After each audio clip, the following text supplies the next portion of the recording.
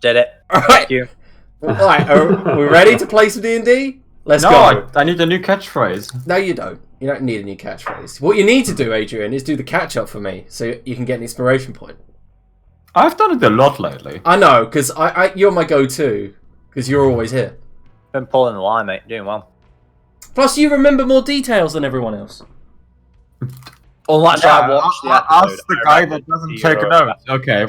No, I got this. Okay, So, we started off last session. Somewhere in the dungeon. I don't know what the... Oh yeah, we killed the demon, right? We killed the massive demon. So we started off... Bone Devil. The Bone Devil. There's a big difference, devils, demons. You're right, Curtis. We killed the Bone Devil, spent the start of the session searching around in his bone meal. We found the chain things he was wearing, and I think Arne put them in his bag. In case we ever need, demon chains, or barnacles. What are they called? Let me interject. He put them on the floor, because he couldn't carry them, because they're 5 foot in diameter. Yeah, Okay, those were the rings that were on the Yes. on the thing. Not really the chains. Okay, fair enough. After that, we spent some time kerfuffling about, and I think I got attacked by ropers for like the 4th time. This time, they actually stealthed. So we had a little roper fight. After our little roper fight, we met the punished Ironblood, who is a revenant. And she's gotta kill the seer. Which, we sort of agree with. So we had a little chat with her. We found out that the dude we found at sea in his, what's it called, coffin, was a mate of hers, and she had buried him with treasure for the afterlife. Anna, or Grilda, admitted to her that we nicked that, which, I wouldn't have done that. And other than that, she explained to us that if she wants to leave this place, we have to get 2 key fragments. I feel like they were key fragments. Yes. Yeah. One held by this cleric, whom Fair we enough. murdered. From Egypt, which, yes, it is from Earth. I mean, she didn't get to say much. No, she So didn't. that's more like, that's loading screen information. Right? Yeah. Well, last episode actually was from Earth. The fight went as usual, as fights for us go. We had a plan. We immediately did not stick to the plan. We sort of half-executed the plan for a bit, and then the plan went to rubble, and then we... Macro went down. Macro went down, we transformed her into a baby. And then we set the baby on fire to add to our list of horrible things we do to babies. Oh my gosh. Oh, we need to use all 4 elements. So we've drowned it, used fire. Next, we need to crush it under a big rock, and then we need to just drop it from really high. That's how air works, isn't it? The avatar. No, anyway, continue on, Adrian. Welcome to... Oh, no, I was thinking of 5th elements, and the 5th one's love. We also need heart. Yeah, I was going to say, we're going to summon Captain Planet, right? We lovingly raised the baby. We got really dark considering 4 minutes in. But yeah, we fucked up the baby, and then we fucked up the person the baby turned back into. And we found some magic items. We found a staff that can hold a 2nd concentration. It has some downsides, which I don't remember, because I didn't get the staff. And we found some wraps, which Makra has dressed himself as, who is probably the only person that could put on some bandages and then wear more clothing than before.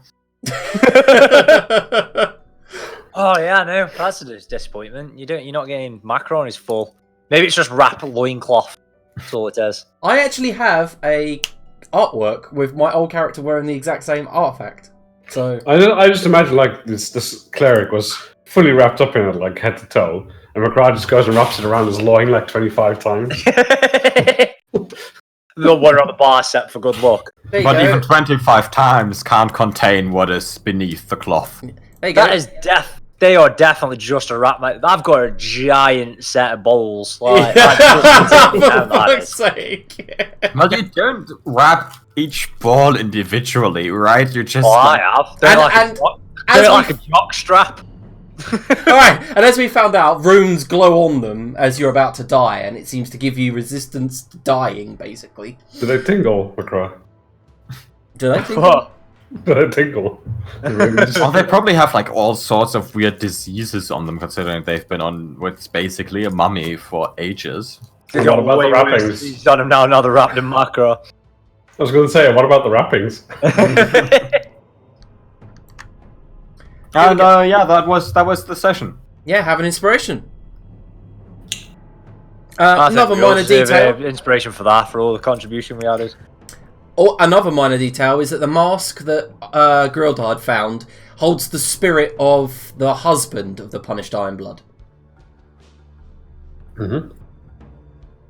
I haven't scratched that already, have I? Trying to quickly find the names, because I wrote them down somewhere. Party notes, there you go. Yes, the punished Ironblood is Yarm Deline, and the masked Ironblood is Yardrol. Yardrol is the one that currently resides in the cracked iron mask that Grildar wears, and Yarm Deline is the punished Ironblood. So, as a group, you had just finished defeating the Archdeacon of Osiris, and are currently taking a breather. Some of you actually quite heavy breathing just after Chester's done some healing on the group. You're welcome. Who's controlling Zirxel today? It would be you, I'm afraid. Okay, that's fine.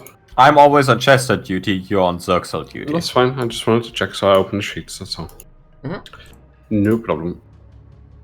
Okay, so in front of you are the corpses of the Gauls and the corpses of the Archdeacon splayed out. You've already pulled the wrappings off of her and her scepter. She does wear an amulet, like an ankh of sorts. An ankh? I don't know how to pronounce that. Ankh, thank you. Yep. She wears... it's made and fashioned out of what looks like petrified wood. There are some piles of corpses festering in the corners of the cave. And around the corner, you see she has an overly large sarcophagus with the lids been thrown off. Yeah, she came out of that, right? Yep. After the Guardian of Faith had struck Makra, she popped out, didn't she? Yeah, I'll remove the Dank. I'm assuming this is her key fragment. Mm-hmm. Yeah, you pick up. And it does indeed have ridges all down the back. Yep, and we'll tuck it into the bag holding for now. Alright, cool. You can just note that as Archdeacon's key, you know. Do I need to? I mean... No, you know. It, right? You know you've got it. You don't have to. It's just in case, you know. Yeah. Yeah, and then I think I'll beseechingly look at Chester and say, no, I'm not only one to ask this, Chester, but how are your fingers feeling? You have any massages left in you for today? He's already rubbing lube on them. Oh, yes. I do indeed. Come hither. I do mean the magical kind. You got that, yeah? Ah, I don't need magic with these fingers. They are their own kind of poetry. Grim. And I'll hit him with that. I'll be around the corner if you need a minute, guys. I will groan and then thank him. Yeah. Would anyone else like to taste my fine digits? I'll be over here checking out the room. Probably could do, but I feel like I'm just refusing our principle. Right you are, boys. Oh, off we go. Well, Gwyneth, you want to come and have a look at this sarcophagus with me? Do I want to have? Yeah, sure. Oh, that looks. Sure, that's not another euphemism. Yeah, let's see if there's anything else here. I'll go and first carefully check if there's no more traps. I'm not counting on any, but just to be safe. Alright, you know what you need to roll? An investigation check, please. 25 if Gwyneth's helping me.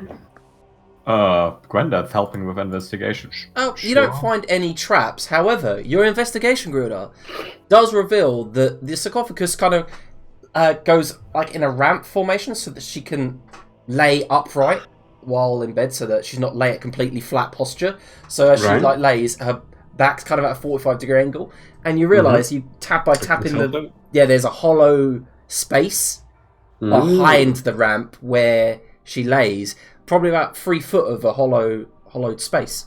Okay.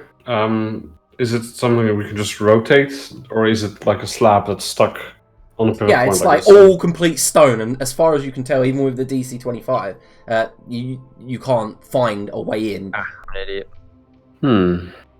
Okay. I'll just try and use, I guess, the back of a torch or something to feel if everything is solid, because it might be an illusion or something. So I'm trying to like all around the edges to feel if there's anything. Yeah, it's solid. Like it's stone, but it's hollow stone. Probably compared to the rest of the sarcophagus, which is kind of like a just massive. Yeah, this definitely has a hollow fit sound to it. Then I'll check around the sarcophagus and inside as well to see if there's anywhere you can fit the icon, the ankh. All right, another investigation check. I would like to check around the head part of the sarcophagus. Mm-hmm. If she has hidden any snacks in case she gets peckish. All right, so you check. There is, weird enough, some bones in the bottom of the, maybe, and they look like rib bones, tiny rib bones. Like tiny, like rat rib bones, or Like, tiny, like rats child? or bats, or no, like a small creature. Okay. However, This investigation poor check. woman. And how would they have gotten in there?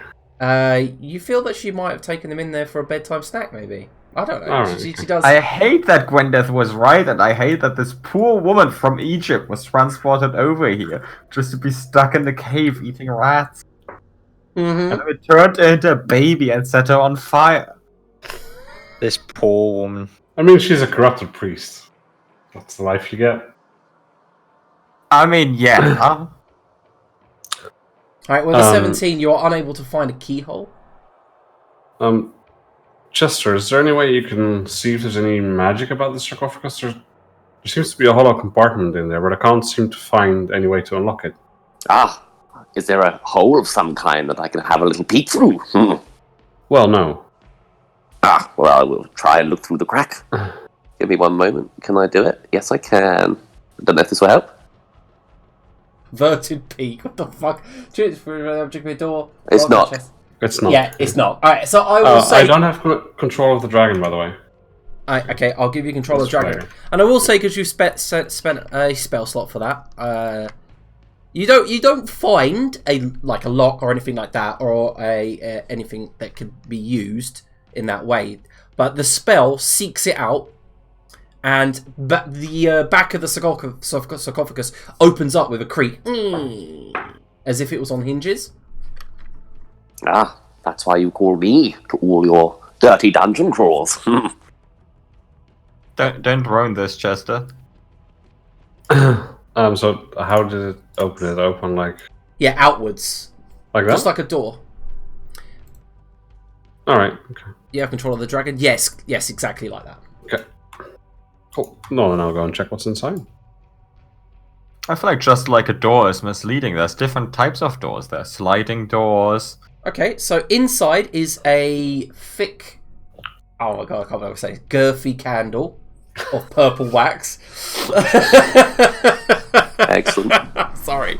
So it's basically a candle shaped like Thanos' dick. Yeah, so it's a Thanos dick candle, and around it are small little carved idols of Osiris, Anubis, and Nefertiti. They're probably about 3 or 4 inches in height, carved. And also, there's some precious stones that this archdeacon has collected. However, in the back, there is a set of armor. It's made looks like levers. Okay. Oh, these be fucking grilled orc and now sneak. I mean, I'm wearing half plate. It's probably not going to be better to wear leather. This is where you've got half plate. I thought you had disadvantage. So? Chester? Gwendeth is a fucking fraud that has disadvantage, isn't it? It's true. Sorry, brother, I missed you there. Can either of you see if there's something, well, perhaps of religious or magical significance about this shrine before we disrupt it? Ah, I'll clap my hands together and, I don't know, have a look, I guess. Alright, you can make an Arcana check. Do we have to respect the Or gods? religion. It's either or. Do Do we have to respect the gods of evil clerics that threw shadow balls at me? That's from Xerxel. Alright, so... And do you say that out loud, Gwen? I think. Yeah. It's not so much about respecting, it's more knowing, like, if we desecrate something, sometimes it has a rather bad effect, wards and things like that. Just wanted to be sure. Alright, so, Xerxel takes a look and goes, yeah. Looks like candle maybe magic or trap. And Chester, you can't glean any more information other than that it is a shrine to the three gods of death. Completely safe, my boys. Plunder away. Xerxel will take a bite of the candle. His teeth cannot sink in. What if... Is it not made of wax? It's magical. What if it's a puzzle and we have to light the candle and then take the armor? Nonsense.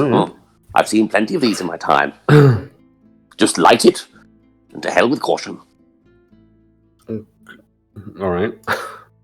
Yeah. Perhaps a more prudent thing to do would be to, ask my long-lost relative what it's all about. She might know. She's been here for a while. Gwyneth lights the candle. Oh, for fuck's sake, Gwyneth. Not that candle! Gwendeth, you light the candle. At that point, it lets out a ghastly kind of greenish flame. And then you feel a surge of power through you. You can cast... In the next minute, you can cast any spell of 3rd level or lower that you want. Ooh! Any spell. Happy hour. In the next minute. Mm-hmm. That would have been useful if we knew about that one. I'm looking at the cleric spell list immediately. And also, I need to roll how many charges it's got. That's a good one. Nice. Holy shit. So now it's got 21, obviously. Well, fuck me, that's a magic item that just gives you the ability to cast a 3rd level spell. Once per day, yeah. And it has that That's many amazing. charges. Yeah. Okay, so you can use it once a day and the charges don't replenish, I guess. Yep, they do not replenish. So you got it for 21 days. Mm-hmm. You have to literally get it out, use your action to light it, and What then about next level 9 round spells? you can cast... No, you can't cast... It's the Candle of Osiris. Well, I think we know what we're using during short rests to heal with. Hey. Because 20d6 is juicy. Mm-hmm. Uh-huh. I'm just looking if there's any 3rd level spells that can give me back the max hit points I lost, but probably not. No. No, but it's like, Gwendolyn, it's like a wealth of knowledge has just entered your brain. And just so you know, the moment you cast it, it's like it just leaves, like you forget it. Hey, at least she's been smart for once in her life now. Yeah, I guess I cast the paladin thing I keep seeing Chester cast, because Grandeth is not very creative. Good girl. Learning from the best, of course. That is our vitality. How many d6s is that total? 2d6? 20. 20. 10 turns, 2d6, yeah. Okay, that's gonna fix us right up. 20d6. Nice. You say fixes right up, it doesn't even bring me to full. Oh no, it does by 2 HP. It takes me over by 2 HP. I'm sure there's a mathematical solution to this. There's 5 people. Just divided by 5. Roughly. Everyone gets 13 hit points. Sweet. Just let me know who's got the candle, and then... I think we give it to Chester, right? Because he's the magic man. Fuck. Excellent. Alright, so I'll put that under your character if you want, Todd. I'll attach it to the squirrel on my shoulder like a party hat. I guess you do that.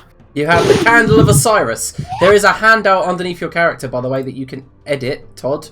So whenever you use a charge, you can just reduce the charge. Cool, sounds good. Well, at this point, I have now realized that the candle was not, in fact, a trap, so I'm going to take the leather armor. Alright, the leather armor is a It reddish... is indeed trapped. No, it has got a reddish-brown hue to it, with the symbol of a moon on the back. It's a set of studded leathers. Mm-hmm. It's lightweight, and it has a pauldrons with what look like albino fur rimming the pauldrons at the top.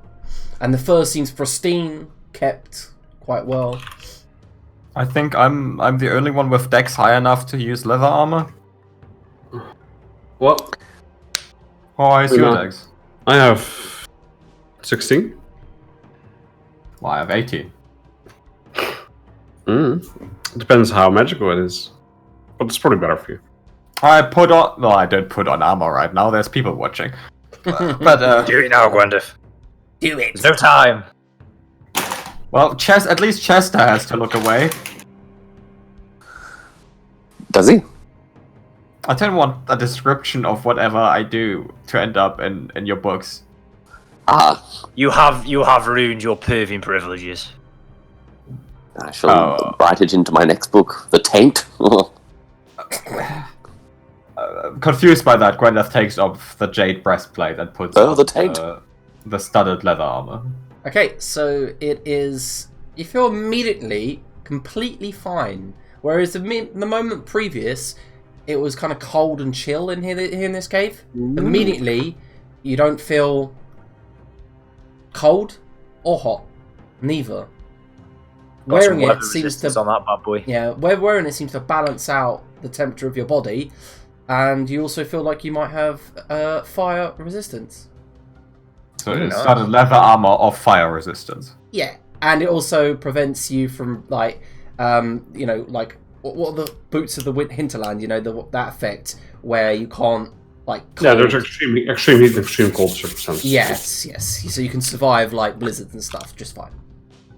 It was like all the horrors of Pandora were unleashed at once. My AC has not changed, but fire resistance is a good upgrade considering Zerxel is very natural and with his fireballs. Yes. Apart mine turns him into ice balls. Alright, you've thoroughly looted the Archdeacon of Osiris to nothing. She's got nothing. Now she's also dead. Yeah. Unless she's also a revenant, and then she comes back. Dun dun dun! Have we found a way out, or are we still just meandering? No, we are trying to get both key fragments because then we can open the door and get out with Arnold. Right. So the other clue, was the other key holder is the first apprentice of the seer. The fuck is I believe you got her name. Her name was Agielt. I told this by accident. I'm sorry. I was like, what the fuck? What's Just going got on? abducted. I clicked around that accidentally turned Chester's mind token around, so... It was like a waltz for a second. Are we ready to move out then? Southwest? Oh, yeah. I don't... Was the other person in the southwest? No, right? They were in the north. Yep, but let's check anyway.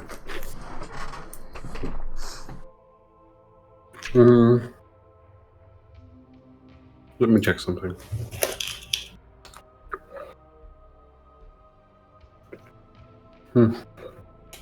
No. Shit. I don't have any more oil flasks. I wanted to set the corpse piles on fire, but yeah. You're setting the corpses on fire. He wanted to, but he's not got enough oil. Okay, so in front of you all, you see the cavern twist round. Stalactites, big, thick stalactites hang from the ceiling here. What's these fucking things hanging from the ceiling? Fuck off. I'm 50% sure there's a roper here and it's gonna murder me if we continue. Do you want to go through this way to clear it, or do you want to go back the other way? No, I was just being overly cautious. I want to clear it. Alright. Shall we stealth up on it? Or is it probably too late now?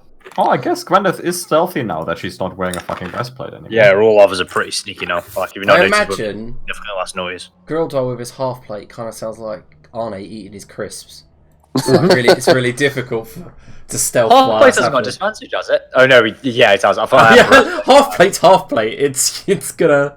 I had a thingy the max medium armor hasn't got isn't disadvantage. No, it's only breastplate. Ah, right. It's a breastplate. Oh yeah, half plate is the max medium one, isn't it? Yeah, and I could if we were set on going stealthy and we were all fairly stealthy except Gruner, I could invisibilize him. It's the noise more the issue because he's wearing armor. it just makes his Silence stealth would a be better. straight roll instead of a disadvantage. It's up to you guys. I don't mind.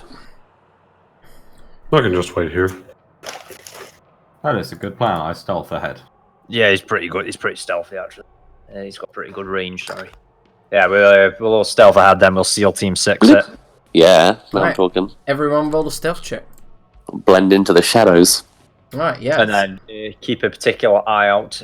Oh yeah, they're indistinguishable until they move, aren't they? Right. We'll all sneak into the middle, and then once we're all in good positions, I'll make a scene. As soon as I walk in, I'll kick a rock and fucking fall over. Alright, so... Is this the scene? Are you making the scene? Yeah, apparently so. So you'll begin sneaking forward, you can begin moving? I'll have my lightning javelin out as well instead of the. Oh no, I will have my titan more. It's actually more effective than the javelin. I need some magical weapons. I do. Mm-hmm. Alright, I so will very slowly move up. Like when they're 30 feet ahead, I'll move 5. have you rolled stealth yet? No, I'm not moving much, so I didn't think I'd need to. Ah, He's like in the back of the bag. okay. I imagine sorry. Zirks will with the pack, or would he be hanging back with you? With me for safety's sake. All right, okay. You can keep moving, guys? Alexa, this is my laundry. I'll be right back. Alright, so Macro, you've climbed up the next plateau. There's like a ledge above there, so you do a Lara Croft, you know, you have to like jump. Because you're quite tall actually, you just put your hands up and then pull yourself up onto the platform. And up here, there's a slight depression in the middle, like as if it's going further down. And in the centre is like a small pool of water. You can hear drips kind of all over this part. And you look up and you see that the entire ceiling is covered in moisture. And it's kind of got like a tepid heat in this area. And you look down and there's definitely something in the water. Like round black masses. I like steer me, shafted me, tighten all in it. Like. Right, so and it cracks apart and you get a foul smell. Blech. You can make a nature check if you want to determine what it is.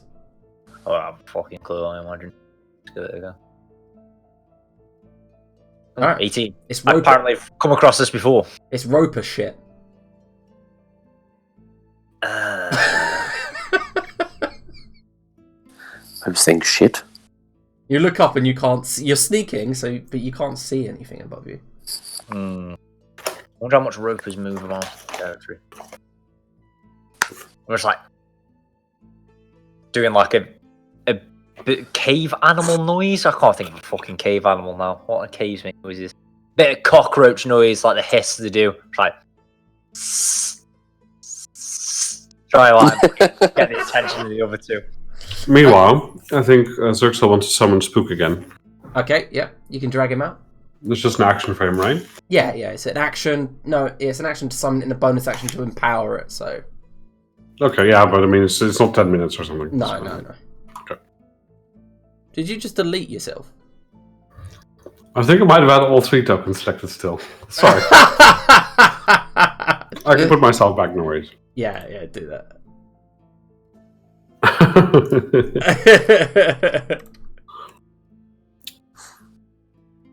Is Macro making that noise? Yeah, I'm like hissing like a cockroach. It's the Nudge Gwendeth. I think there's a roper up there. Oh, Gwendeth's not here, is she? Bugger. At this point, Zerxel's getting bored and he'll send Spook to go investigate what the hell they're doing over there. Mm-hmm. What? What's going on? So Spook flies over. What? What is it?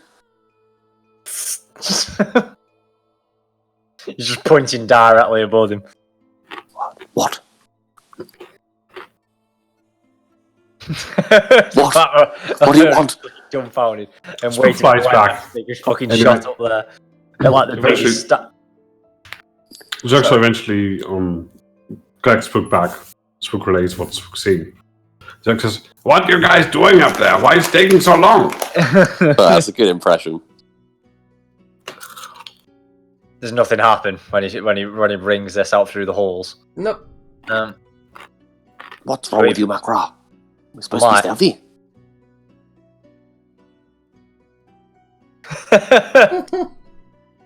There's a bow on the ceiling. This scene doesn't work without Gwendef here. So I can take control of Gwendef and shoot the fucking one of the biggest stars. We're just kind of like stood there. time. All right, so she brings her bow back, goes for a shot. Oh, And then she hits one of the stalactites and it shatters next to it. She just shrugs. Nothing there.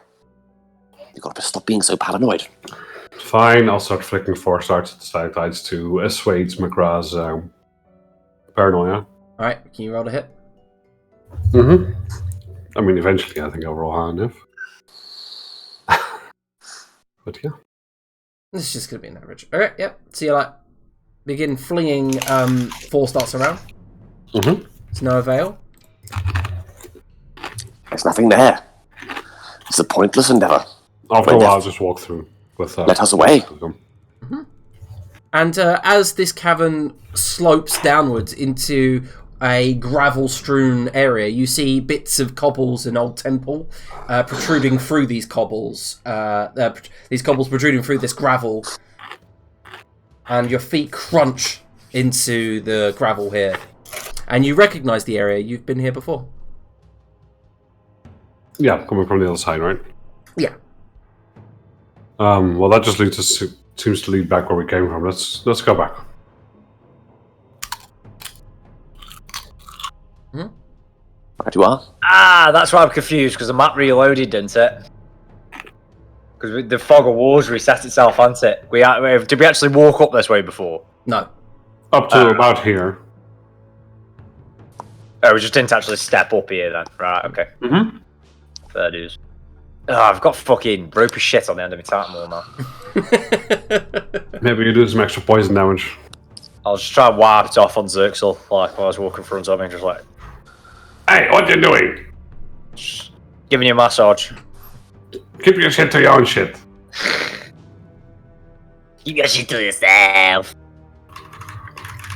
Yep, we'll start heading back. Alright, cool. Alright, so I'm assuming you're going back to the Punished Ironblood. Yep.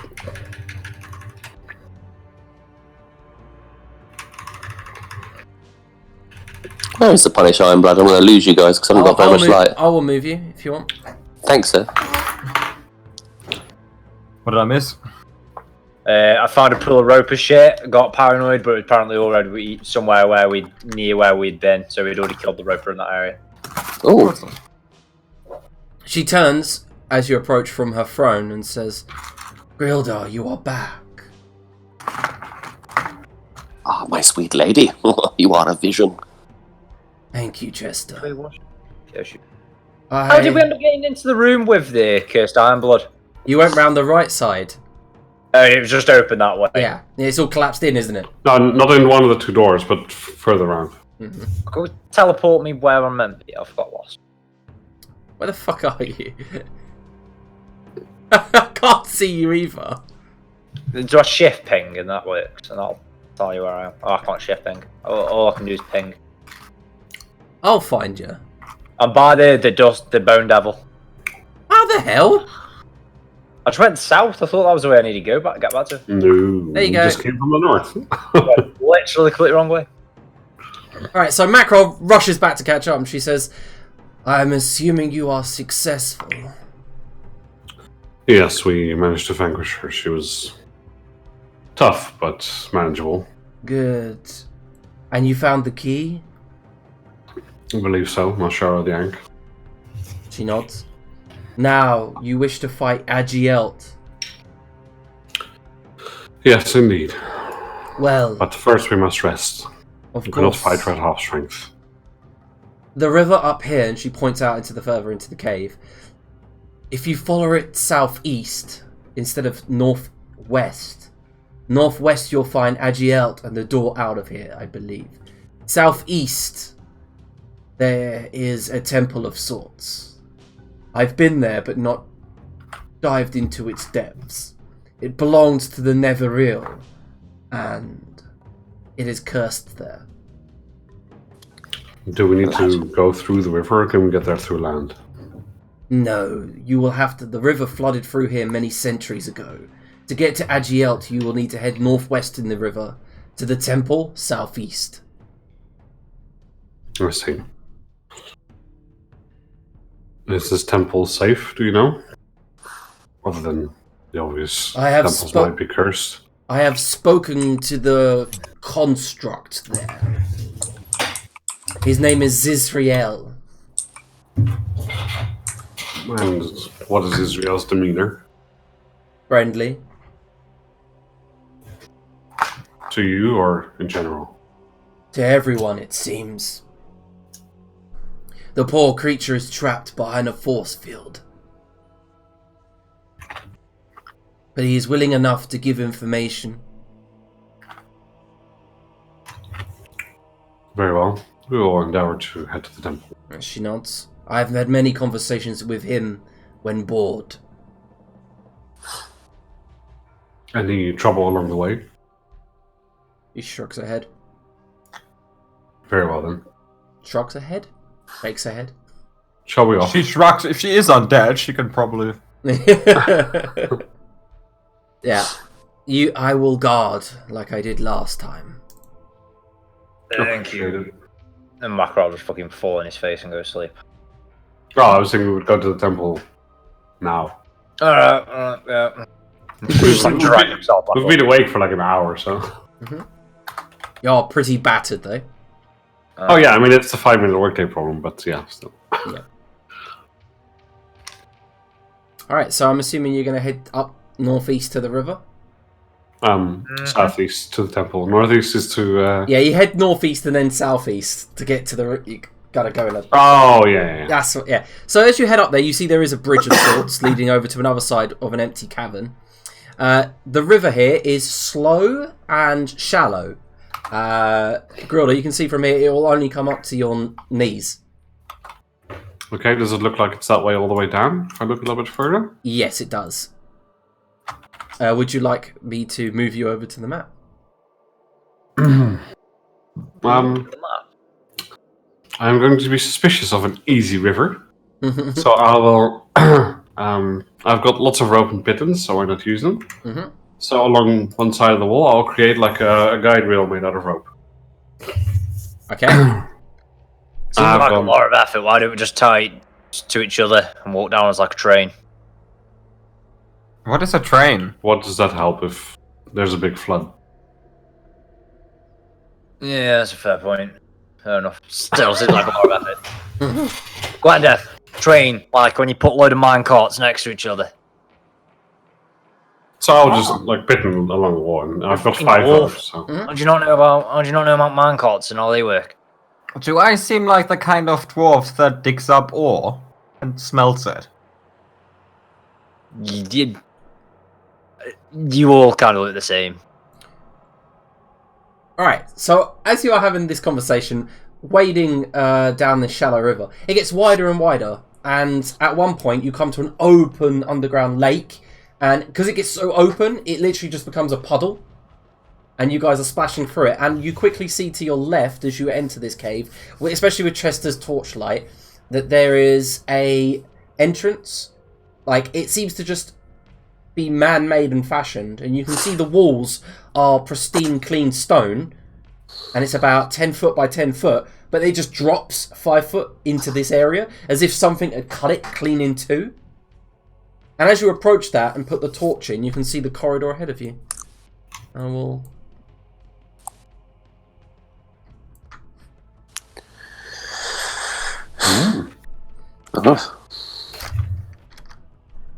Okay, ahead of you, you guys see, especially Grildar, Xerxil goes, red force field ahead! And you guys have free reign.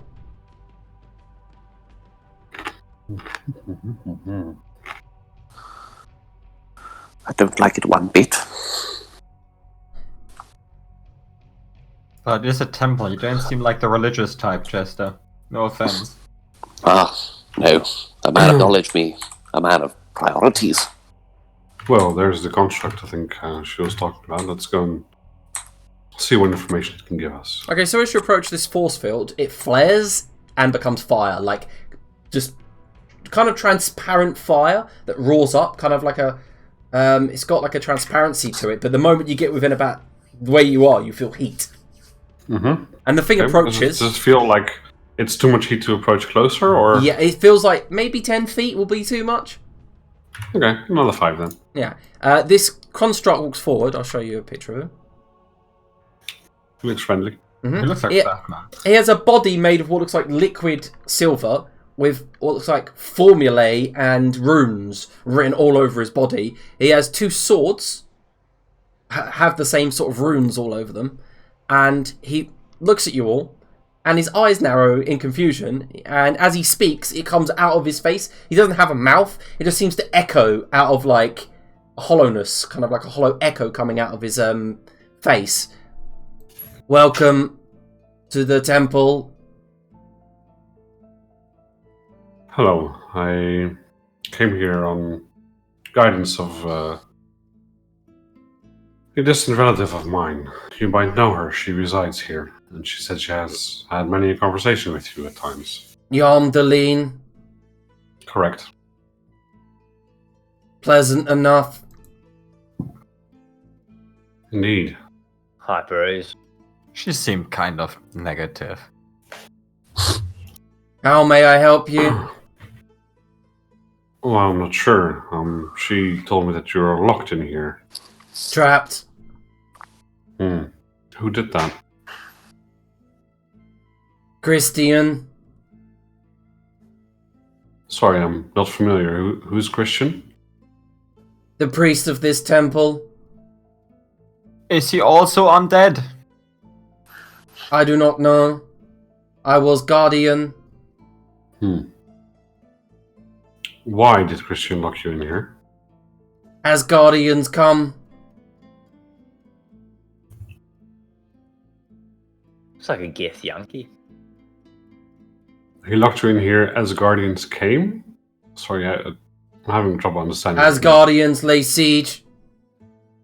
As guardians, That's one when word. they locked him in, yeah. So as the Asgardians laid siege, they locked him in there. We were unable to return home. City fell. Yeah, we Would visited you there. like to return home? Home probably gone. Not gone, but under a lot of water.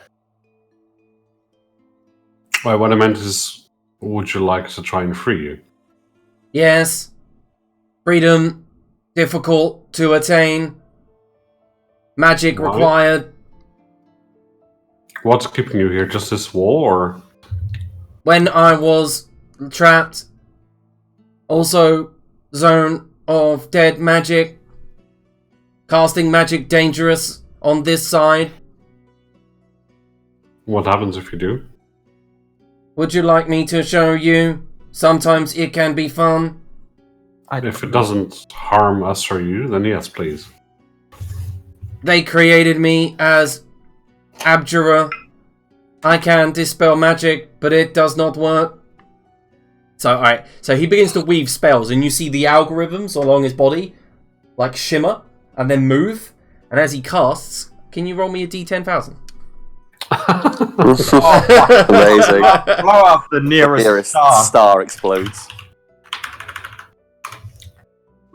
That's going to be a juicy one. Uh-oh. I don't think they get worse as it gets higher, do they? I don't know, but you'd like to think so. 9164.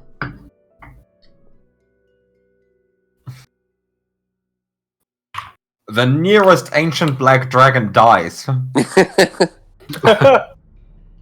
Just another wormling she's just hatched, withers in her hands, like, this is Gwendath's work.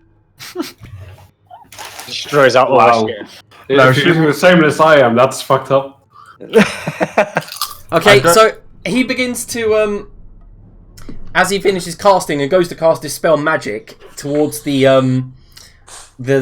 actual force field, it repels back at him and he goes, "Oh no," and about 5 glowing orbs appear around his head and immediately explode, and he goes, and then he goes, "Can't see, feel like magic users persecuted within 10 miles. Oh, well.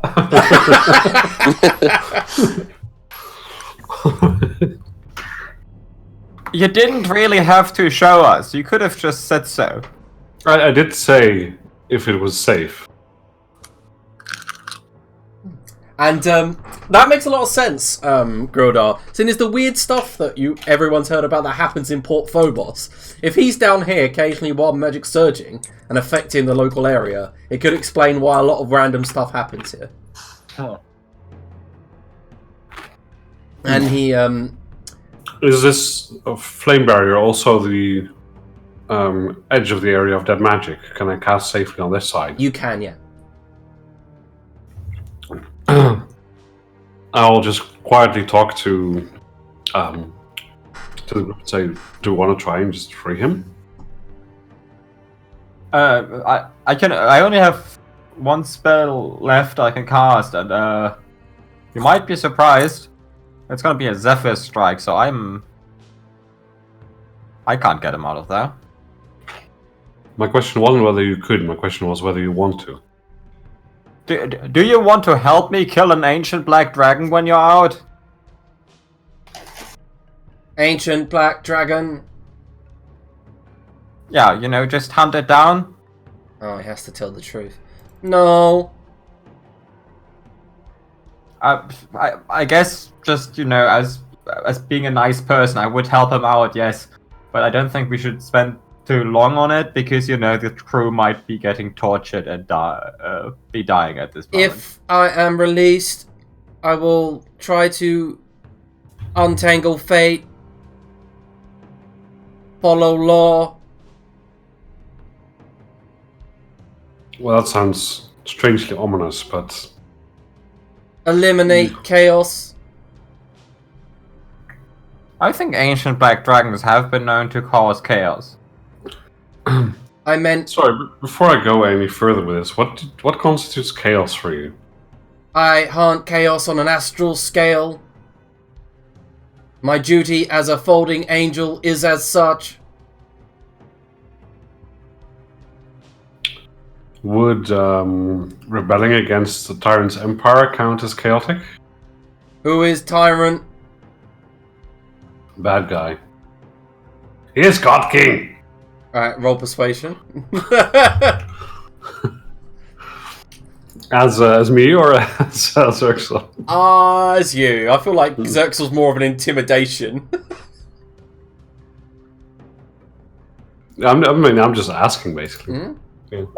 Oh. No, I'm not trying to persuade you, I'm just wondering. You are not never ill, not bound to help. You make a really bad case for helping you. I'm not saying we won't, but I'm just saying, you should try to be more open to stuff we're suggesting. Okay. Look, what I'm trying to ask is, are you going to try and kill us if we do things that you consider chaotic? Because that would kind of suck. No, you are not being of pure chaos. Simple, rude Asgardians. We are a bit simple and rude, he's not wrong. We're not Asgardians, are we? You actually are, yeah. Are we? Yeah, you're from Midgard, right? Well, no. Yes. Yeah, Everyone is, isn't he? Yeah, technically everyone on the planet is, yeah. Okay, very well. So we need someone who's Netherese.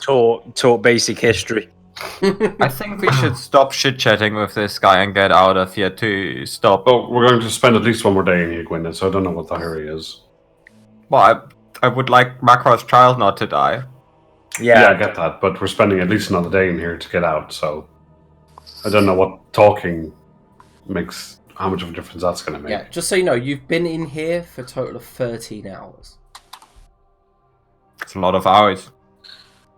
How much energy do you think like a child has in it that you can drain, and how long would that take? Hopefully more than 13 hours. Approximately 5 days. Ah. I would love it. It was like approximately 13 hours How do you... and 7 minutes. Like, oh fuck. Do you just know things? I assume things. Do you know if the crew is still alive? The crew? The crew. Who's the crew? I don't think she quite understands how knowledge works. I assume you meant Uliana Fate Weaver? Look, Zerxel, can you help, please? I mean, in the worst case, he'll just leave. In the best case, he might do something that helps us. And Zerxel cast a spell magic on the wall. Oh, Zerxel knows that? Mm. Oh shit, what level is he casting it at? Third. Sorry, Right, yeah. can he make a spell check?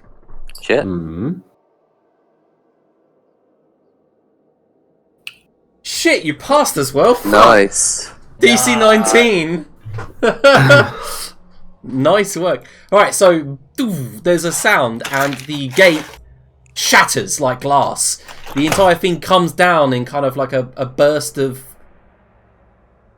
Well, a burst of flame. Creates a small flaming wall and then disappears.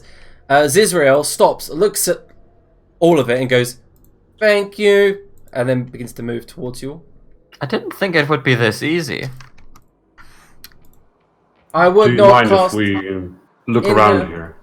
No, would not cast in there. Understood. Has everyone ever done this before, and do you know if it's going to come back? No. He immediately Right, well- casts aid on all of you and you all get 5. Nice. Sweet creature. So he casts it on every single one of you, so you get an extra Is that 5 your max hit points. HP or temp HP aid? It's max HP. So remember that you've all got like HP. Remember your original maximum HP. Mm-hmm. If you've got 2 little numbers underneath the love art, just put the one on the right as the new You, one. you hear that, Todd? Yeah. So the one on the right, after 52, Yeah. put 5 in that. Okay. That gives you 5 extra max. Is that the blue sphere? No, oh, go into your character sheet and where the love heart is, the HP. Where it says yeah, your max nice, at the bottom 52, it should say 0. Yeah, Now I'm turn with you that. now. Yeah, put a 5 there. Alright, cool. Yeah, +5. Mr. Anti-Chaos Golem dude. I got Yes. hit by mummy magic. And I feel like shit, honestly. Can you fix that? You seem to be, you know, pretty on top of your healing capabilities. He nods. Stand there, please. I'll stand there. You better not replace me, you little bitches. He just Look, dispels. Just so much as I sometimes like to joke about wanting to get rid of you, if you get in there and the wall comes back up, I don't think we can get you out again. Ah, right you are. But I've been in many a dungeon. Sweet Grilda. I know what I'm doing. Does dispel magic fix it? Yep. Oh, thank God. I thought I'd need some greater restoration nonsense. This is good. He goes, you were afflicted with magic. Thank you. Well, this was worth it. I'll make sure this Chester doesn't delightful touch goodness. anything. I will continue following you until we exit area. I cannot dispel myself. Will require banishment. I'll wait here for at least a full minute to see if the wall comes back up. He does not. Okay, because sometimes when you dispel magical things, they come back. I learned that much in Wizarding School. Yes, of course. A wizard in school. See, I told you, Grilda. Listen to the experts. He didn't learn that much because that Harry Potter dude and his friends are always causing trouble. I'll pat Grilda on the head. Okay, so Sweet. Chester, Yeah? look what you found. There is I a know. small pile of treasure, and Zizrael walks past and goes, got bored, piled it in numerals of 10. Ah, so medical. I thought it was a flower pot. How much is here, good Liam? That is 1,000 gold pieces. Who would like 1,000 gold pieces?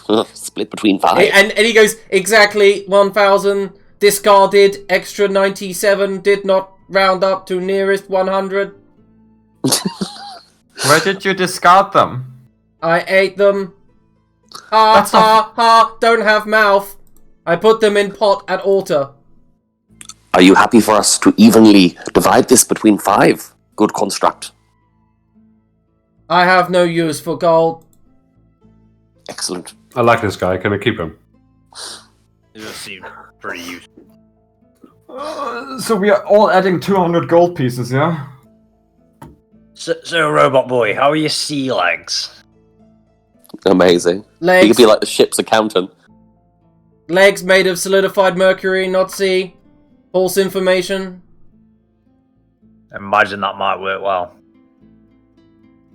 Where the fuck's all my money gone? Can we keep him? Well, you'll have to ask him. I checked the pot for the 97 gold pieces. What do you mean, where's all your money gone? You've got 96 platinum. Yeah, bitch, chest of balls. 96 platinum. I had 4 hell. gold till I added the 200 just now. Magical weapon yet, you fucking stingy bastard. Give me some of them bastard royalties. How many fucking books am I in at this point? You don't even get mentioned in the books, good Macra. Well, you do, but it's under a different alias. Yeah. Okay, And so you're also a dog. He's just referred to as the beast. Yes. Is Chester's trusty steed. Gwendef, as you approach the urn, you can see there are coins inside. Discarded coins. There's another 97 in there. But as you are looking in, you see there's also the bones of a creature. Chester, is it okay to take gold out of a burial urn? I don't see why not. I put him in there. Was friend for 4 years. Oh. I'm sorry for your loss, I take out the gold. Yeah, he goes, only friend, kept me company for the first 4 years. How long have you been in there since? 996 years since Ragnarok. I need It's been exactly 1,000 years. That's oddly specific. No, 996 years. You can't just round up to the nearest. 996, is that not 996? Yes, So plus 4 is 1,000. please don't. Look, he discarded 97 gold pieces, You so asked- you didn't have to round up. Exactly how many years I've been here. Never mind. I'm just adding the line. What is Do you know- here? Do you know what's going on with these orbs that look like moons? Yes, Could you explain, please? these are altars dedicated to Nephiril god Saloon. That's a real god, you say. I see. Do they have any function? They are altars. Right. Okay, is she still around? He walks up to one, stands in front of it, Grilda, and kneels, puts hands together and goes, praying.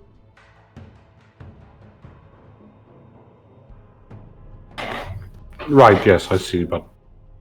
I think it might just be temple decoration. And then, of course, I want to have a look at this other pile of gold here. Alright, The other flower pot. yeah. Oh, curse. Don't fucking me. Why are you wearing a Don't bring jacket your on the shit to inside? me. Well, I just saw you leaning down and I thought you were rustling something. No, No, that's me. Oh, I'm picking my alright. nails. Why are you wearing a jacket on the inside? It's just fucking freezing in here and the heating central east hasn't warmed up yet. I see. Alright. So this pile of treasure seems to be odds and bits and bobs, and he says, leftover belongings of acolytes. Oh, look at it. Do you mind if we take them? Thank you. They will not need them anymore. Correct, but not the question I asked. Do you mind? No. Okay. I'll start going through them. Alright, so there is a single glove. Is it a nice glove? With nice rubies on its knuckles. Oh. There is a symbol of a saloon, a crescent moon, without the chain. There is the breastplate without the straps, to actually be a breastplate so you can actually put it on. There's a helmet with a broken visor. And a statuette of Chester. What? What?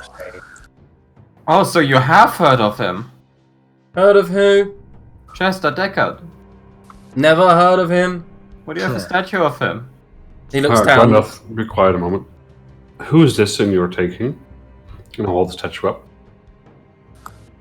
Lord Prophet. What? Well, fuck me. How uncanny is the likeness? Very different clothes, very similar clothes, from the hat to the gown to the fact that he's holding not the quill flute but some sort of flute. But it does not have a quill on it. No. Okay, so it can't be explain Chester. more about this good prophet. He prophesied the coming of the last Nephiril. Right, could you tell us as much as possible about this guy? Good question, Gilda. Actually, could you accompany us back to my lost relative? I'm sure she would like to talk with you as well. Was going to put Christian Lay to rest. I will help you with that if you want. Yes, please. He begins moving. Yep. Are you some sort of reincarnation, Chester? You didn't tell us. Not that I'm aware of, but it's a great book premise. And as we're walking, I'll just tap Chester on the shoulder and say, "Look, I think it might be time to drop the act." And I'll whisper it so that the others don't hear. This seems like something serious. Right you are. We must get to the bottom of it.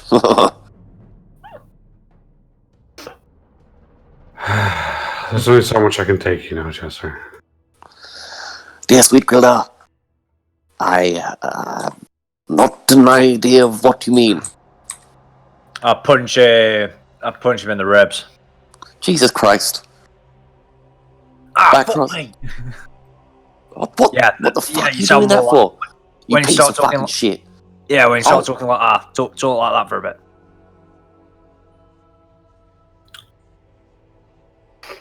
I don't know what you cockbags want, but fuck me. Right, we get that you are Chester Decker. But clearly there's something more going on here. We need to get to the bottom of it, and we need your cooperation. Alright, fine. Well, listen to me. Listen here. You said to me, not nary a fucking fortnight ago, that a portion of the truth will suffice. Well, I've fucking given you that, haven't I? What else do you want? I feel like the portion you're giving me, when clearly in some past life someone... I don't know who that fucking hairless statue is, do I? I'm as clueless as you are. Yeah. You think if I was some goddamn prophet that had been alive for X amount of years, or if I'd reincarnated, that I hadn't cashed in on that shit by now? We don't have a 7-book series. I'm not so sure what your motivations are anymore. All I know is that things are not quite as they seem, and that means that I can't trust you. And you want to know right here, right now, in this dusty piece of shithole where we might die and Macro's kid might get a life sucked out of her by some fucking voodoo prostitute. I mean, what else are we gonna do? Hey, well, what do you want to know? Ask me a question. I've come this far, and I. I'll be over here. I don't want to hear any of this. The last time I heard any of your secrets, we started a rebellion, and I'm done with that. Yeah, I'll just start working and following the contract to help him bury his long lost friend. He moves up to this platform here and looks up at you. As you walk into this room, there's a great domed ceiling with paintings of like the different variations of moon. Mm-hmm. And in the center, the likeness of Saloon, an elven an elven deity of high magic, holding a staff aloft to each opposite of the full moon and the no moon, basically. And in behind her, the back of her head, you know, you get those kind of like religious symbols behind the back of like deities' heads, is an eclipsed moon. And he looks up at it. Half a head, not safe. What's not safe? Half a head. Sorry, I'm really not understanding the words you're saying. Sometimes. He's saying the path ahead is not safe. Oh, the path ahead. I see. I thought he said half a head. Apologies Oh, for my. Yeah, I imagine having half head is safe. Apologies for my accent. I'm pretty sure that if you tried, you couldn't do much about it, so no worries. And even if you did try, someone would just fucking punch you in the ribs. So try so hard then, mate. Well, Chester, let's just, I guess I don't need to get any specific information out of you. I just need to have the feeling that, you know, we're in this together and for the same reasons. Fine, I'll tell you what, we get out of here and I'll tell you whatever you want to know, alright? And I sigh and I'm like, yeah, I guess. Unless, if you want to know now, fine. But just, you know, be prepared that we might not necessarily be friends afterwards. I don't know. I don't know what your opinions are on this, but it seemed like quite a nice relationship so far. You win, I win. Everyone gets a character in a book. And you see that I'll just look over at him and frown and like, well, you can keep me out of the books if that's what it takes. I don't really care. Fine. But I can tell you this is the truth. I have no idea what that fucking statue is, and I want to know just as much as you do. So let's help this little hairless prick be able to bury his friend and we'll go back. He looks at you, Agreed. Chester. Ah, sweet construct. I meant no ill offence. Your grandioseness merely overthrew my sense. Better. I want to get a sense of, if I can, of how badly Chester is still playing a character. Alright, you can make an insight check and Todd can just tell you. Yeah. Do I have to roll anything against that? Oh. Just tell him details that you think are appropriate for a DC 12, which is half. Little. Yeah.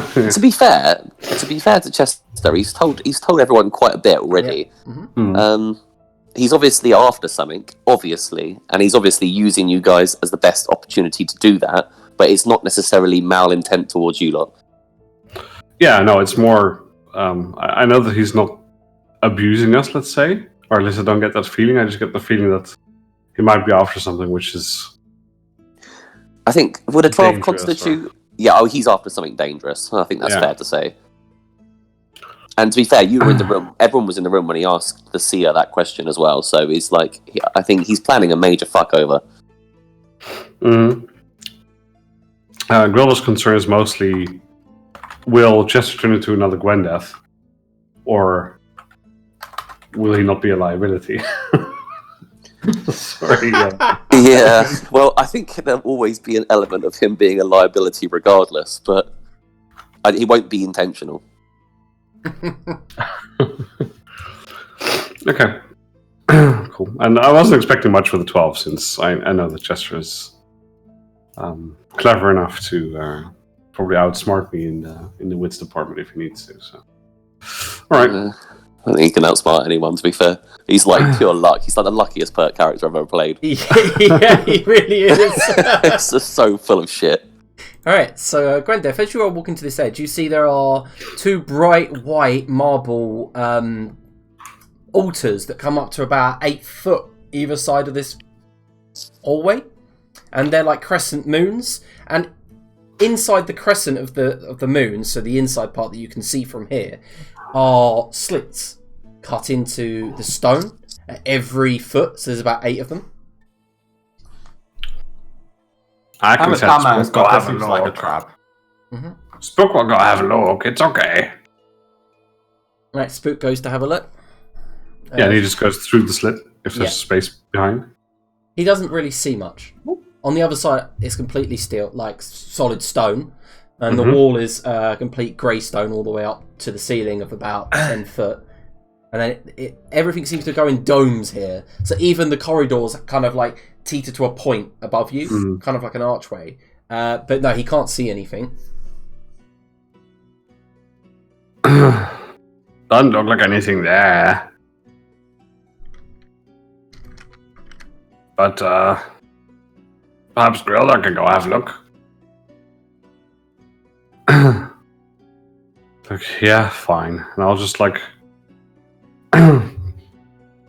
first thing I do is because it looks like it clearly looks like an opportune moment for a trap, right?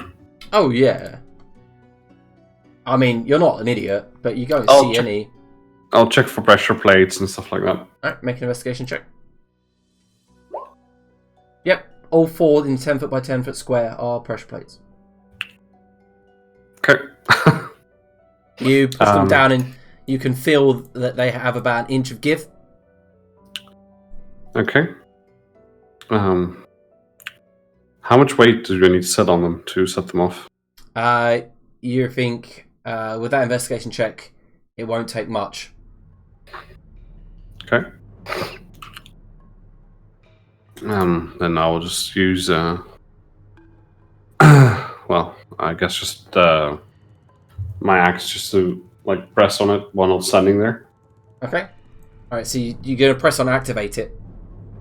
Yeah, I'll press the square in front of me basically. Alright, so you put there are I forgot to mention there are like 12 pressure plates. So there's like in those 4 squares, there's 4 squares as well. Okay. Yeah. So you push one, and on your right and left, those crescents light up, and you see it by tiers. They glow white and then yellow, and then a moonbeam forms a sort of force field in the entire 10 foot square from each slit to slit, and it physically makes a kind of laser sound, like a, and then it dissipates after 6 seconds or so, and the construct goes, "Danger! Told you so." Press it again. Happens again. Okay. Right, looks like we're jumping. And before I do that, I'll send Spook through the corridor again to see if there's anything like behind it that's also dangerous, or whether if we get past it, it's safe. Yeah, no, Spook gets to the other side and doesn't seem to see anything. Okay. Well, Gwendeth's strength score is high enough to just jump 10 feet. Yeah, is there anyone who can't jump it? Nope, but the construct flies over it. Oh, that's handy. Yeah, as he does, you see he like literally sprouts like purple and blue wings that are ethereal, and they just slides over. Can Zerxel jump it? Yep, Zerx's got 10 strength. I shock him, just help him out. Hey, you let go of me, I can jump myself. Yeah, just as about to jump it on his own volition, I just grab him and throw him. Has everyone got over 10 strength then? Yep. Yeah. Right, cool, so you can all make it. Macro just like slightly overstretches and steps over. I like to imagine like you don't jump, you don't throw Zerxel and jump, you just pick Zerxel up as you go. Yeah, just as I'm walking over, it's like I lean over on one leg and then just take off on my back leg and just like it's more of a skip. Toss a coin to your Grilda. Don't get that back in me. I just fucking got it out, man. I was wondering what the rest of the lyrics were going to be. I've got to compose them. Oh, Valley of Grumpy. I mean, that goes to Geralt as well, right? Oh, Valley of Grumpy! Oh, that's so good. Oh, that's got me. That's really got me. Okay, so as you guys approach here, you pass between the 2 thin archways into a main corridor. To your north, there is another altar of a full moon. Mm-hmm. To yourself, there's another archway that leads into another hall. Yeah, I'm just going to be on the lookout constantly to see if it's safe. Because if there's one trap, there's bound to be more. Okay. And there is a door to your left presently. Mm-hmm. I'll just go and have a glance inside first everywhere to see. Which way? Ezekiel? No, that's not his name. Zizriel. Zizriel, that was it. He points to the door. Is it safe now, or are there more dangers ahead? Do not know. Have not left room in some time. Was not allowed. Fair point. I'll go and have a look at the door. Okay. Make an investigation check. Well, yeah, I'm pretty sure this one's okay. The door does look fine. I bet it does. I'll go and open it. Alright, so you know that scene in every Dark Souls game where that character has to push the door with all of his might just to open it. It is that for you, Grilda. Like, you've got enough strength, all of you have enough strength to open it, but it is like kind of stuck. And you have to go. Could you give me a hand here? I don't want to fall through. And even Macro has to kind of like put his both hands on both sides of the door and just give in a lot of strength to open these doors as they screech open, revealing the inner chamber, the heart chamber of this temple to Saloon. There is an altar that leads, the place that someone would speak, and there you see a skeleton. The place has been kept rather clean, and he flies in and leans near towards the altar and says, "Christian." Before we do this, I had a con increase because of these wraps. Does that also increase my HP? I can't think of a reason why not. Yeah, it does. Would it increase my current HP or just my max HP? Your max HP. Good construct. What's that piece of paper there in front of your friend? He looks down at it. Then you see that his runes light up, and he says, "Dedicating letter, memory." And he turns it round. It is a letter by Christian Rafe, my friend. May I have a little look at that to honour his memory? Of course. And then he picks it up and then throws it at you, and it lands in your chest. There you go. Still tender. And there you go. You can read it. Is it just me reading it at the moment, or is everyone reading it? I mean, I showed it. I can read it out loud if you want, but you know. I can if you want. I'm quite happy. Yeah, go ahead. My name is Priest. I haven't got my glasses on. Then let me just lean forward. I haven't got my glass. I feel like Chester as well. Like I need to put my glasses on. I've still got my bloody surgery socks on as well, so that was pain. My name is Priest Christian Wraith. I write this in the hope that one day it'll be found. Does it say in the scroll? No, some embellishments. The story of our coming to Midgard lies in our empire's ceaseless need to understand the universe in which we live. Proctive's sealed crystal sphere allows us entrance into this solar system, and from our ships to come to this world. The Asgardians would have had you believe that this is Midgard, but it is in fact the second Midgard. Heresy. The Asgardian people ruined their original homeworld and simply travelled to this and named it in honor of their religion. If left unchecked, I believe that these Asgardians will do the same to this planet.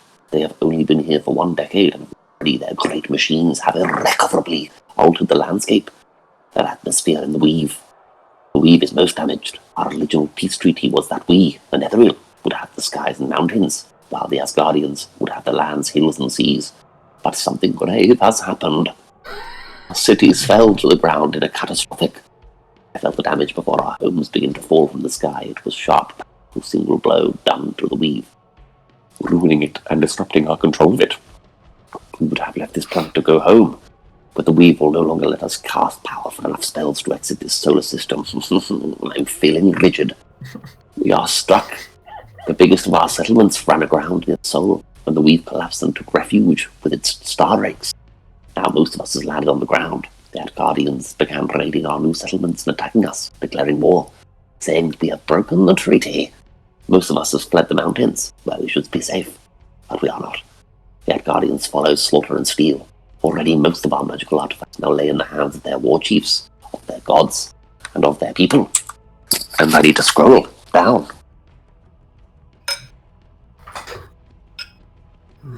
Alas, I believe our time here on what they call I will be short. With one last ritual, I will contact our gods and plead for their aid. A conundrum it is, for if I am able to contact them, this war will be greater than the mortals and become a fought in the heavens. But I have made my mind up now. I will bring the Asgardians Ragnarok to them. Selûne, I swear. Piece of light reading.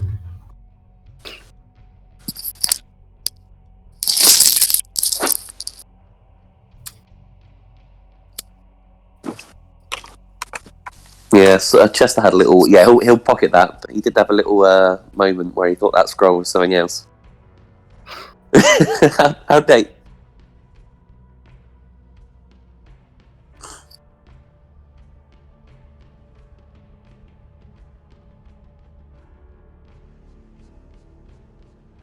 I kind of like this guy. I don't want to fight on his grave. He's just determined to not make him an NPC. He's sick of doing his voice already. No, wait, a second. I didn't. We're not fighting the robot. Yeah, I know, Let's but go, Chester. I was expecting this thing to just murder the robot. What do I put that? Oh, that scroll's gone into lore bits, isn't it? That's fine. Do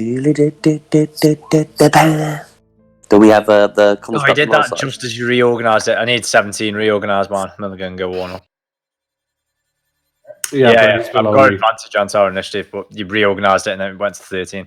Before I could change it to 17 back again. It's on 17, but you're below me, so I didn't do the ordering properly. There we go. Yep.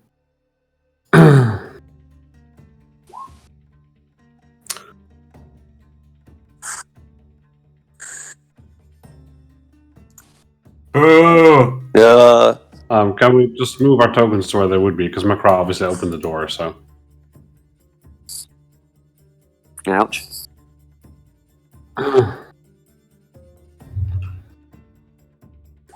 He gives me a Ross Clark. Fuck yeah, I should fucking hope I can. Are we supposed to see the life train?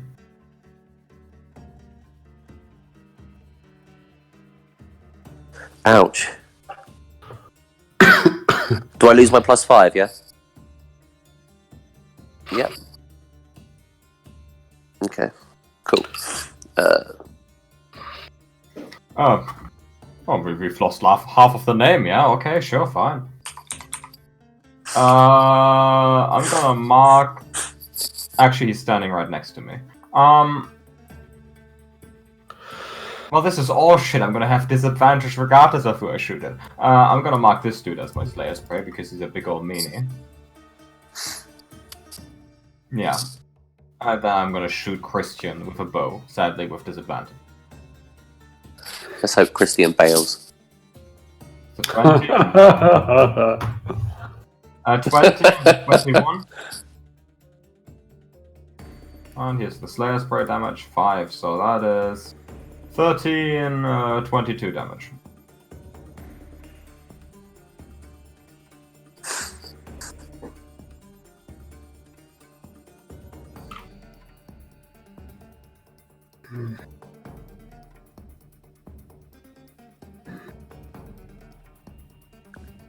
Does my armor also have the crescent moon symbol? Did my armor also have the crescent moon symbol? Oh, I feel really bad. How much damage did you say that was? 22. Oh, okay. I swear I did 23, and I was like, where the fuck are you getting the extra one from? No, 22. Oh, yeah, you're right. Well done. Oh, did he? Okay, remove it then. Then I will change it to a 6.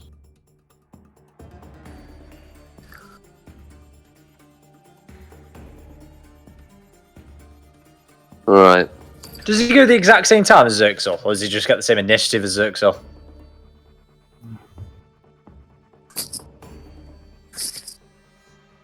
So yeah, so he's on the exact same initiative as yeah, he's got the same I haven't got many spells left, but I will have a look at what I've got because I've probably got enough for whack one of these in the middle of the room.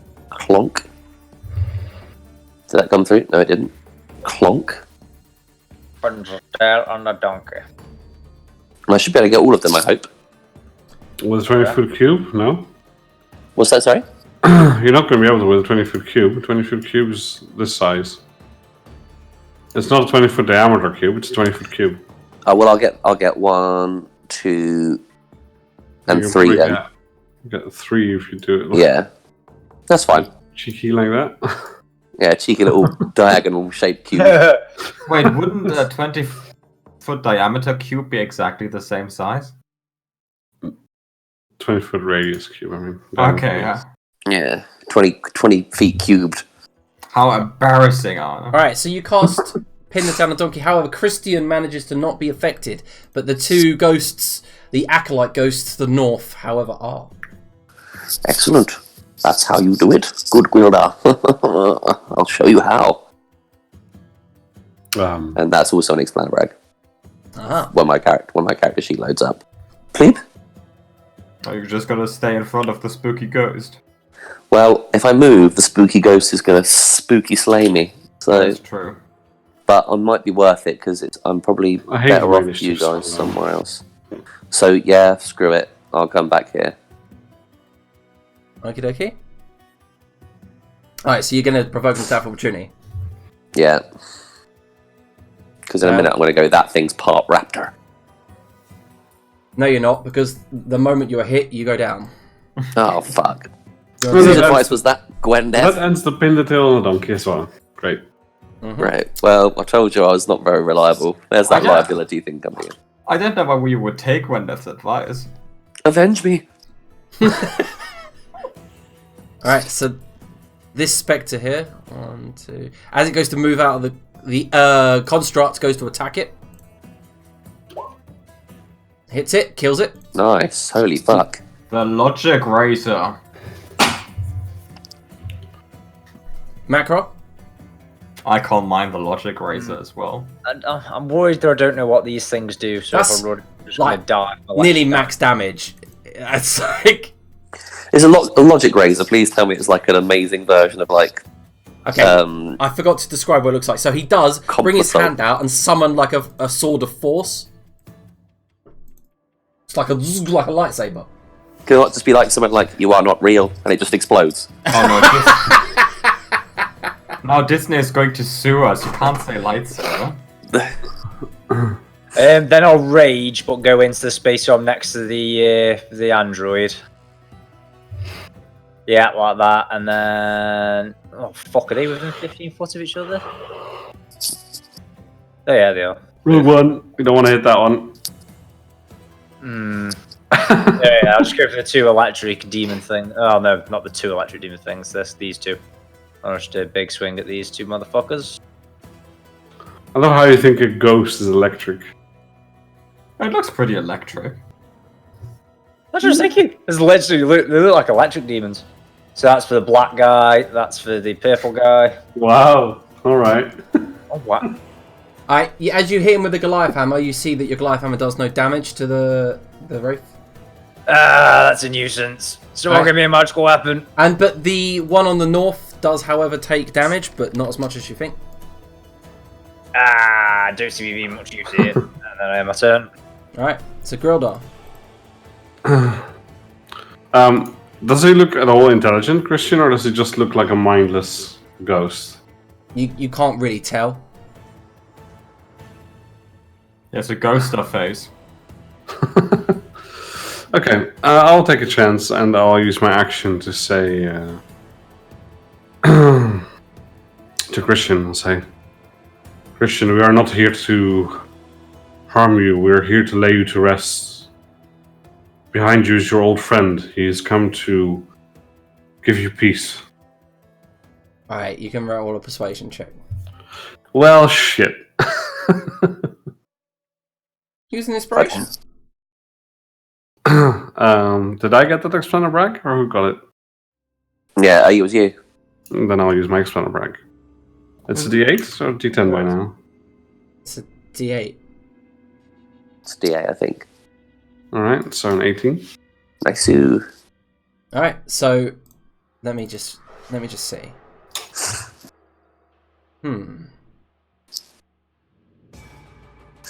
He stays still for a moment, as if he's pondering, And then his voice comes out raspy and goes like, Asgardians die! Oh, figures. Well, that's unhelpful. It's really unfair. I only found out as an Asgardian. Alright. Takiro, that's your turn. Yeah, I guess so. Alright, Zizrael jumps over here. Brings out... If he does that, he does come out of my... That's our friend. That's our friend Curtis. Stop drinking so much wine, that's our ally. Let me hit him, okay? No! No, He's got a red ring around him. Let me kill him. Yes, man, the red ring the whole time. As he goes, doosh, fires a cone of negation. Both of the spectres are instantly disintegrated. Now look at this dude. Yeah, that's pretty effective. Then he moves over to here. What is that? Right, okay, maybe I won't hit him with the hammer. Okay, guys. What was that sound? Sorry, it's me. I'm just grabbing some med water. Sorry, I just heard it sounded like someone had broken something. Right. This creature flies into Gwendef. Flies into Gwendef. You want a charisma saving throw, yeah? No, not so. It flies towards you. Reaches out to drain you of your life, but misses. Xerxil's up. Right, that's me, I should act. If it doesn't inconvenience you. Zarxel, well, Rowan, this guy. Rowan! He is not ruined. There he is, just look at his face. Anyway. Macross looking pretty solid, right? Yeah, fine. Alright. I'll step back here. And fireball the two, including Macra. No, that's fine. Alright, go ahead. Ouch. I was fine as in didn't need healing fine. Not that take a fucking fireball to the chin fine. You can make a deck save. I can see it coming as well, the little fucking Yeah. bastard. Stop moving fire at me! 15. Sorry. That's too low. 27 damage to you, Macro. Bastard. To be fair, that is what Rocket would do. Yep. I know. I got something to whisper to you. Did it seem to affect the... Yep, it seems to deal some damage. I got some to whisper to you, Trista. Alright, it's my action to tell Spook to act, right? Yep. Can you still move? It's your action or your bonus action. You can still move. Yeah, you can still move. It's your action to command it to do something. Or bonus action? It's no, it's an action to command Spook. No, I'm pretty sure it's either. You guys tell me, I don't know. I don't know which version of the which Rocket is using because, like, the newest version doesn't even get the shadow. So No, yep, I'm Alright, pretty sure that's he fine. uses his action because I've seen him not cast spells and stuff. yeah, right? it's either or. He has to, if he wants to keep up Rune, he has to use his bonus action to do that, which is why he uses his action to command Spook. Got it. Okay. Okay, so I'll tell Spook to attack, which I don't think is going to work, but let's try. Ooh, this is like... it great seems intimacy. to hit him but do nothing. Yeah, that's what I expect. Okay. Did you get that message, Todd? I did, but am I not down? You'll see. Okay. Oh, foreboding. Alright, so Foreboding. on Christian's go, he uses Channel Divinity. He brings his symbol up, holds it up, and you see Chester's body, chest snap up, his eyes become black and inky, and then the veins spread to the rest of his face as he gets back up on 28 health. Perhaps you've heard of me. Sorry, I missed that. Is he now Evil Chester? It looks like it. But anyway, Well, Gwendef, it's your Slightly turn. more evil Chester. Well, Gwendolyn doesn't want to choose Chester, but she does want to cast Zephyr Strike. Of course. Da, da, da, da. Audience applauds. She's gonna move to higher ground. Okay. And then she's like, I have the high ground! And she's gonna shoot. Wow. Spooky Christian. I mean, it's a Thursday. What are you expecting? That's a 20 for 18. That's a hit. Plus layer spray, another 5, 23. Mm-hmm. And then another longbow shot, 12. Yep, it's a hit. Plus 5 force damage. They all seem to do quite a bit of damage. Then I end my turn. It's all the high ground, I swear to God. Chester! George Lucas was onto something. I'll turn and look menacingly at Grildar and I'll say, if you were a colour, you would be beige.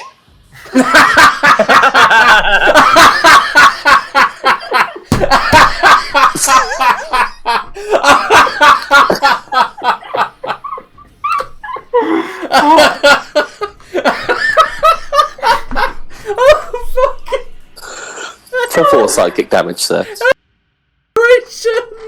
I have a 25, thank you very much. Apparently, Grilda, huge fan of beige. Who knew? That takes me to 3. Spell resisting machine. He might have flunked out of wizard school, but he knows really well how to just like resist all of the effects. That was so good. I'll have you know, I'm more like off-white.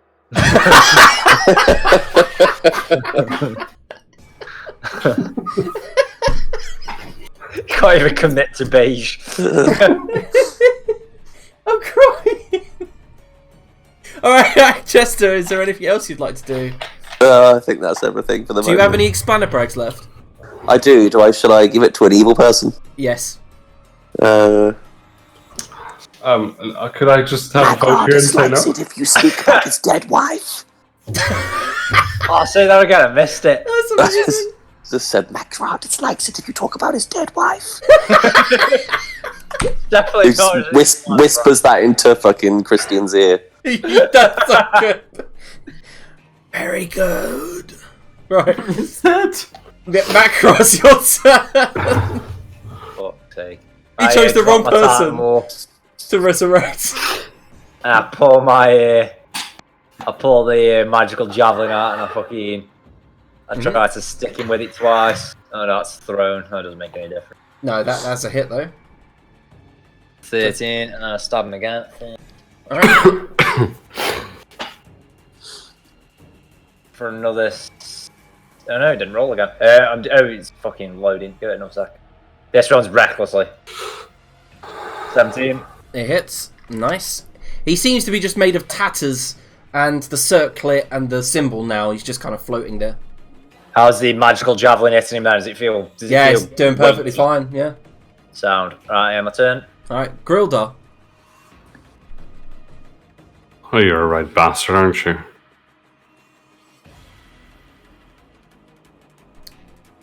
Oh, that's a shitty roll. It uses the expander brag. Passes.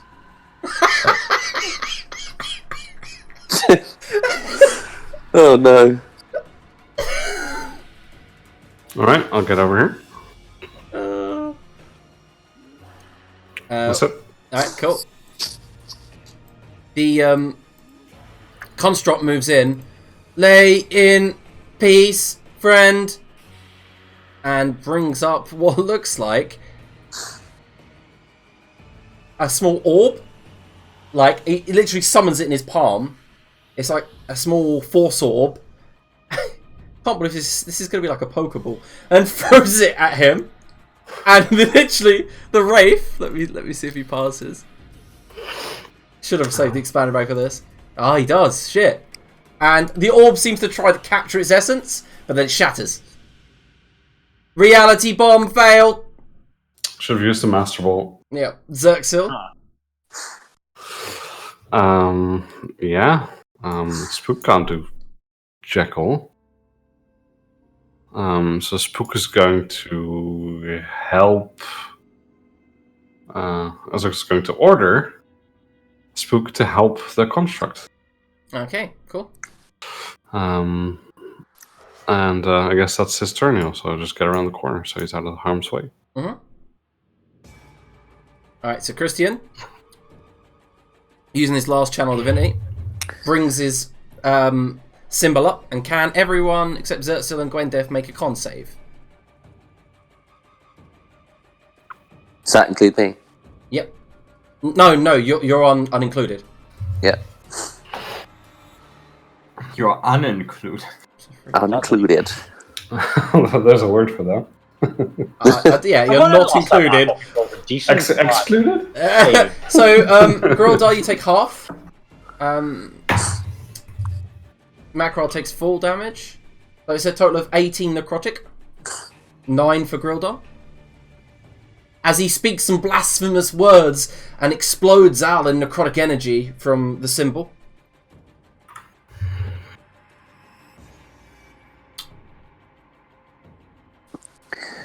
Gwendef. I shoot thing with bow. Of course, of course. I'm out of spell slots, that's all I have got left. That's all you ever have. No, sometimes I Zephyr Strike. And then you should think with bow. That's 18, and that's 9. Alright. First arrow hits the circlet on its forehead, like bounces off as if it was solid. And then the next arrow hits it through its face. The arrow pings into the wall. And it... And then fades into ashes on the floor, dying. And then- the Kill Stealer does it again. And Chester, Piss off, ghost! can you make a wisdom saving throw? Me, yeah? Yep, you were meant to last turn, I totally forgot. Wisdom saving throw. Wisdom? Oh! You're no longer charmed. That's a shame. I had a zinger for Gwendef. I wish I could have let you do it, but technically, at the end of your last turn, you would have passed. It's something along the lines of, I once caught you strumming to Dragon Porn. And I will now... it's Christine's dead. Yep. Oh, I missed that. Don't worry about that, we've all done it. What did I miss? Excellent. Fucking Lady Greenridge. The wrappings begin to rise. Okay, so you guys, Chester, are you quite feeling yourself there? What happened? Never felt better.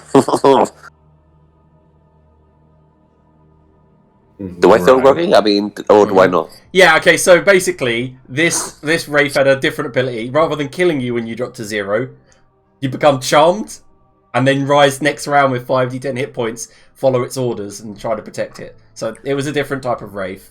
Homebrewed. That's what happened. But I was hoping you would turn into a gorilla or something and be really tough, but you didn't. You I gave you free reign to do what you wanted, but I fully endorsed the Complassault because it cracked me up. To be fair, I could have gone that thing's part raptor. Yes, I feel much better now. Would have been hilarious and kind of sad if Chester just died like that. Just like yep, dead. If it was a normal Wraith, he would. Well, there goes that mystery. Yeah, if it was a normal Wraith, you'd actually be dead, Chester. Yep. Oh shit. Dead. You did. You're lucky I made the last minute changes about 3 hours ago to turn him into a different, unique type of Wraith. To be fair, maybe I should really read up on the creatures that I'm fighting. It's alright. Yeah. Right, so you guys... I'm sorry about your friend. He seems to not be able to find any peace. No. You have given him peace. Will he not just return once more? He shakes his head. Very well then. I will need 1 second. Can you please move? Oh yeah, I'm sorry for standing on his corpse. I'll move out of the way and give him exactly 1 second and then give him a look. He uses his cone of negation on the corpse. Mm-hmm. Fine now. You actually meant 1 second. Impressed.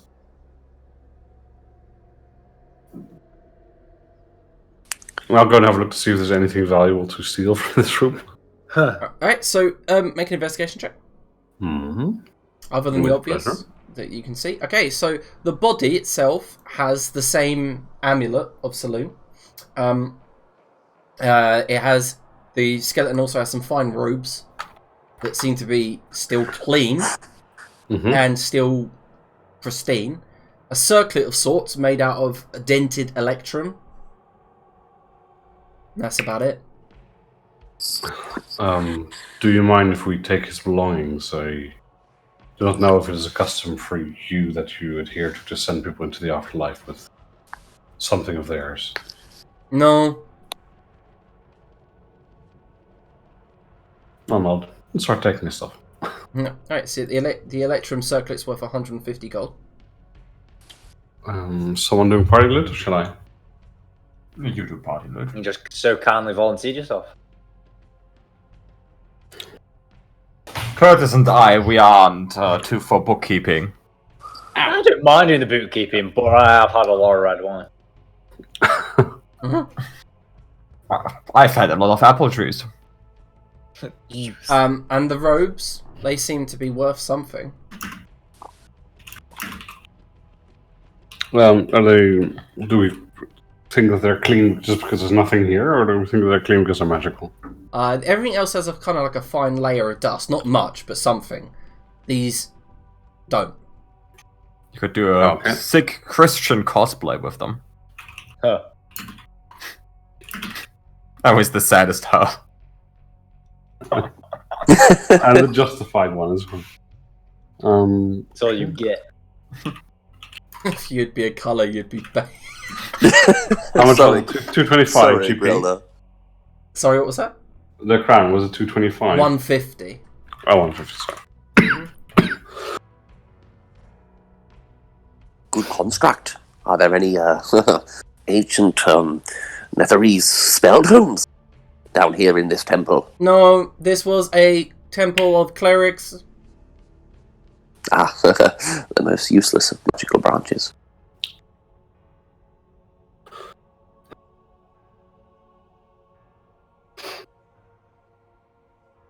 We should leave. Shall we then? Do we not need to bring his corpse somewhere? I have dispelled the curse. Right, I thought by laying him to rest, I thought you meant to actually lay his bones to rest somewhere. Bones mean nothing. Wanted his wraith dead. I Curse. understand, but I would feel better if we actually buried it. Pick him up. Follow me. And I'll do that. And then he moves south. I'll get a bedroll out to try and protect it. Mm-hmm. He moves south, up the stairs and around, and into this room over here. Mm-hmm. Once he's there, he asks. He just points. Zerxel. Yeah, he points towards the urn. What about it? Should I put the bones in there? Please. Okay, I'll do it. I'll take them out of the bedroll and put the bones in again. Mm-hmm. I'm not going to make Zerxel move all the time, but he'll be following us. Yeah, of course. How will the bones burn? Are they like charcoal? They do burn at high temperatures, yes. They do turn into ash. Oh yeah, obviously when you cremate someone, but I mean, will they just burn on their own volition if you get them hot enough? No. No. So there would be too much calcium and stuff in them, isn't there? Unlike the corpse of your fucking wife that you cremated but left the adamantite bones on the beach. I kind of just walked away into the sunset whilst the flame was starting to die down. Okay, so you guys...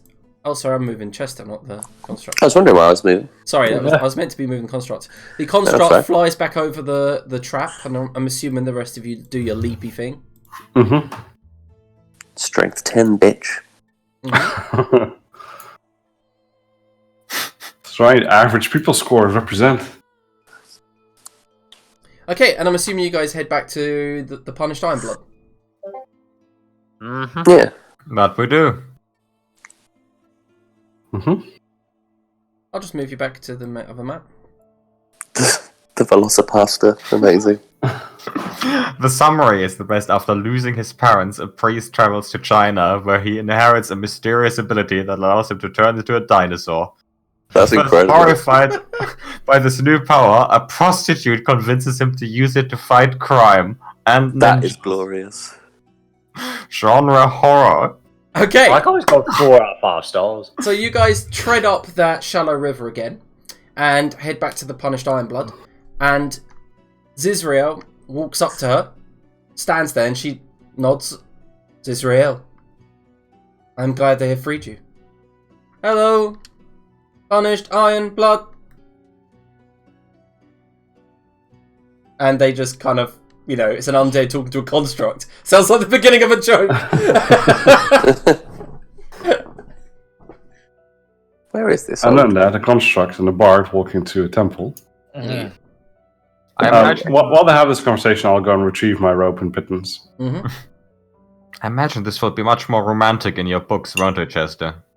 Ah, that it will, along with a certain dragony shipping romance.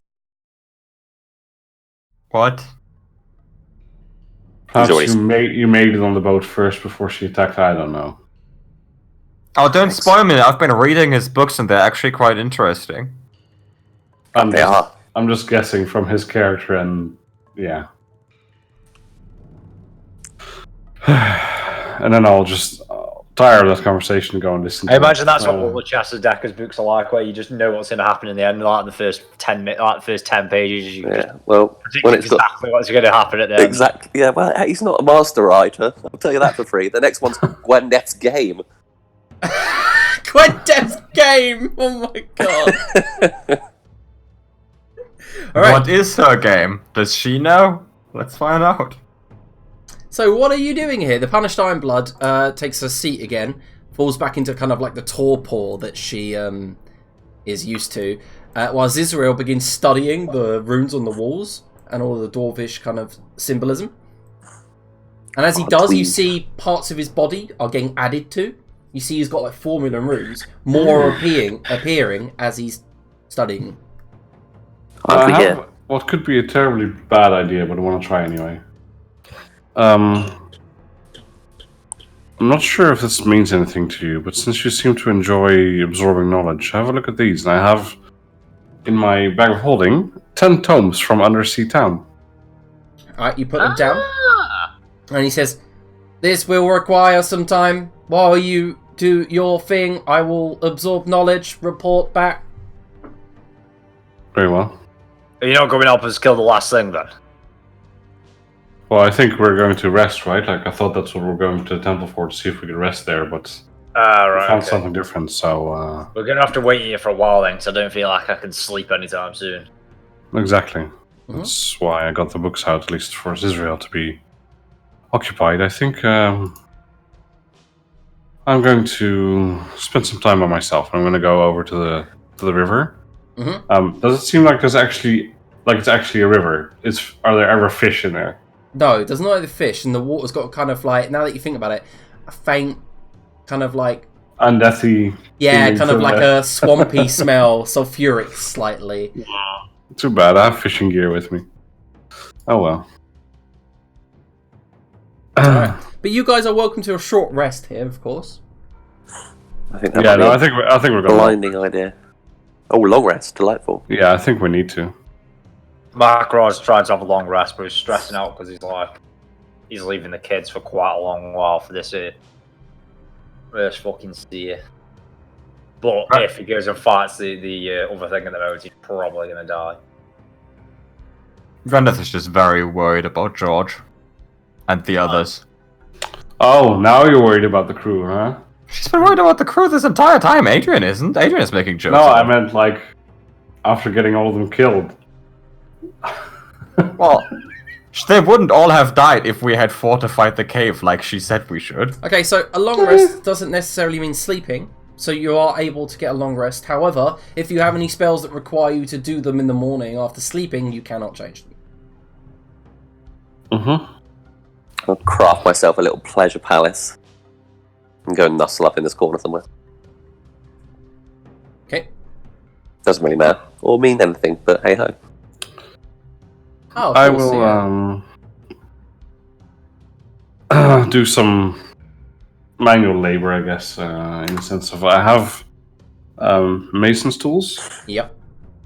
And there seems to be some broken masonry here, so between mending and my masonry tools, I just want to spend the next 6 hours or so just carving a little statue in somewhere or something. Are you just going to carve something out of it? Yeah, just like make a little gargoyle or something similar, a little statuette. I'll leave it in the stone. It's not meant for me to get anything out of it. It's just something to pass the time. Pass the time, take my mind off things. Yeah. Okay, so you can all have your long rest. Gwendeth is reading. I can realise he's still got 6 fancy bottles of Netherese brandy and wine. You gonna get drunk? He won't get drunk, but he'll crack into one of the bottles of wine. He'll throw one over Gwendeth's way. Right, Gwendeth is always up to get drunk. Alright, so Gwendeth, what were you saying before you before I knew she was getting drunk, she was going to read Chester's book she still has in the inventory, but now she's getting drunk, so... Alright, can you both make... I've now got 4 bottles. Can you make a Constitution saving throw if you did say, I'm getting drunk? However, Macro didn't. He said he was just drinking. I use inspiration. Alright, so you don't suffer any ill effects from it. You're a dwarf after all. You didn't need to use inspiration, you would have got advantage. Oh, that's true. I put in back my inspiration. I keep forgetting Gwyneth's the dwarf. Can I ask the construct dude about the prophet statue thing? Yep, if you want. Zizriel looks up at you. What is this about this prophet? Good sir. Lord Prophet? Yes, right. An uncanny likeness, would you not say? He does indeed have the likeness of Chester. What is it about it that shares my likeness? What is the prophet? I'm just seeing what you're writing. It's just I know what you're writing. It's my pleasure palace. Yeah, no girls allowed though. Right. What did you ask? Sorry, I got totally distracted. Sorry. Chester basically wants to know more about the prophet and his backstory and whatever he's got. What do you know of this? Lord Prophet was by the name of Naruk. Naruk? And what did he prophesize? That there would once be a lone survivor of the Netheril kind. Yeah, interesting. She and would bring destruction to Asgardians. All of them? All of them. Through her own actions? He said that the god spoke to him in his dreams. Interesting. Start scribbling it down. And did this prophet give a date, or was he more, vague? Prophecies in nature are vague. All Asgardians, one lone Netheril, plus 1 is 4. Thank you, good sir. He looks towards the statuette that you're holding and looks back at you. The likeness is uncanny. That it is. That it is. May I keep this for a moment, good sir? The statue. Yes. You may keep. Excellent. This will look great on the fire. Oh. All right. So is that all? Is that the only information he's got? Like, I'll press him. Yeah. He says Naruk was a high arcanist, focused on divination magics, could see future in dreams. He's just going to write all this down. Thank you, good sir. I shall remember your kindness. I believe there was a city he had built. And where is it, good sir? I do not know. We lost contact when it fell from sky. Oh, interesting. And more interesting. Would you like to know its name? I would indeed, good sir, if you would entreat it upon me. Hi, Alanov. Hi, Alanov. Does it ring any bells? It does not. Although the cogs are a bit... oh, you've probably written it down, haven't you? Hi, Alanov. That's not a nice prophecy for Chester to hear, sadly, with all the information he has gained. And it could have a lot of different things going on with it. Okay, so I'll retire to the Pleasure Palace for now. No girls allowed, Gwendeth. What did I do? Be a girl. Apparently. Okay. Well, the punished Ironblood can't get in either, so I'm not alone. I'm undead. Well, you're still a girl, aren't you? She looks down. I guess. Well, we'll just have our own fun, sis. Is Xerxia a girl? No. No. Oh. You can Well, never- we don't really know, and I don't think any of us checked. Well, Right, well, so- we're going to new to him this session, so maybe... New to him. Alright, so you guys get your 6 hours long rest.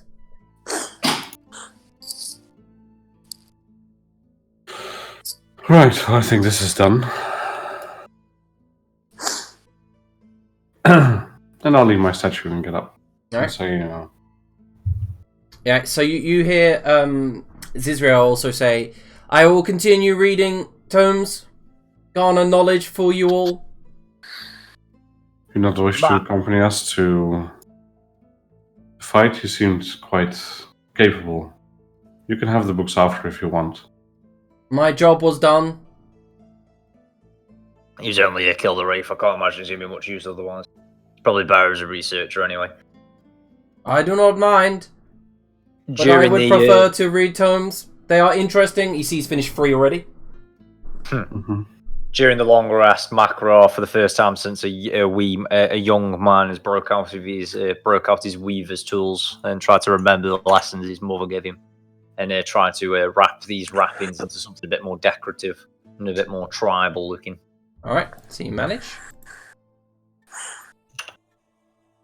Do I get anything cool from it? Does it look cooler? How It do I kind get? of looks how like do I a do? tribal kilt, I guess, but sure. Try to weave into a kilt. Fair enough. Then. I like that. Yeah. Let's see how well I did it.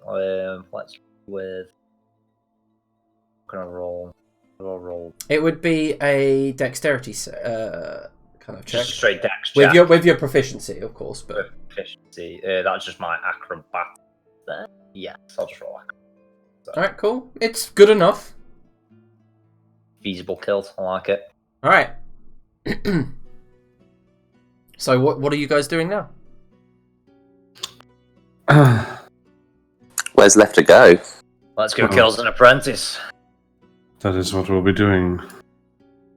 Is that what you want to do? Not really, but it's the only option we've got. Creepy And then- voice in the sky. That is what I would like to do. To saving children and such. It's the only way we're saving the kids. Let's get it done. Alright, I'm trying to go to this room and figuring out its issues with lighting. I'll be right back. Okay. No, alright, I figured it. I think I figured it anyway. It's just not giving you any sight. Maybe if I copy paste you from this area, because if you put yourself all together, that would be grand. What? I can't do it from Makra. Makra has to do it himself. Okay. We use our combining move. Right. All the elements. Hammer, dodging, books, lizards, and love to form a rebellion. The Megazord. Who's books and who's love? Oh, Chester is books because he writes books, and Gwendeth is love because she's the only nice person in the party. Okay. Found out what it was.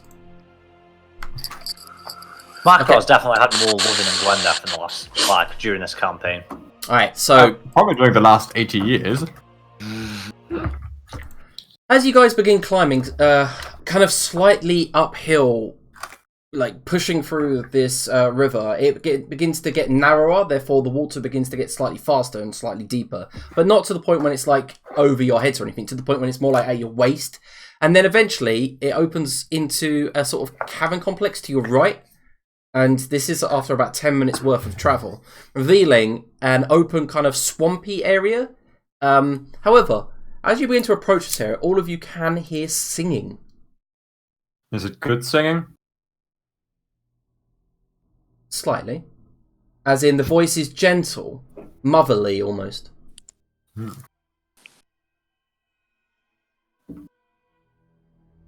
Okay. That's for him. I will make our way up there. I don't know there's much else we're going to do. Wendo's is gonna stealth. Is she? Mm-hmm.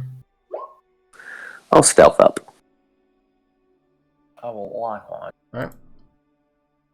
We've still got some hairy cave boners probably around somewhere. In the words of Arleden.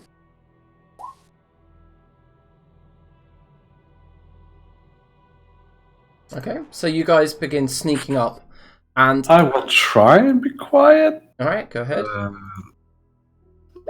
Yeah. Nice. Shit, so the entire group is stealthed. Alright, so I'm going to move you to the... and what you see at first is, as you move around this corner and nearly splash into this swampy river, this lake that surrounds a central island, you see a lone humanoid figure with white hair facing away.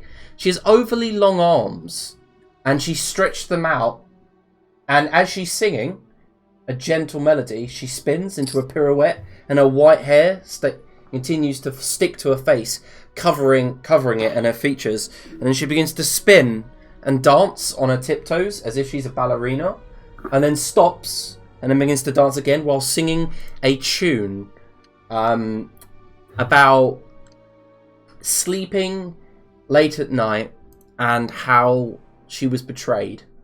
And then she begins to dance around this area, and then as she turns, those of you at the front that can see her get a hideous visage, an overly large mouth split from ear to ear, filled with needle-sharp fangs that kind of sneak and then flay outwards. Her eyes are dark, sunken, hollow, almost skeletal, with yellow pinpricks of starlight deep inside of her. Her neck is elongated, longer than it should be, at least by a foot. Her arms drag across the ground, ending in claws.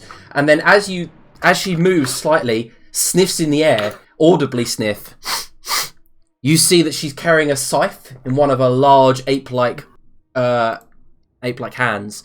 And I will move you to... And I will show you. I was just about to say, have we already moved to this map? I can't see it yet.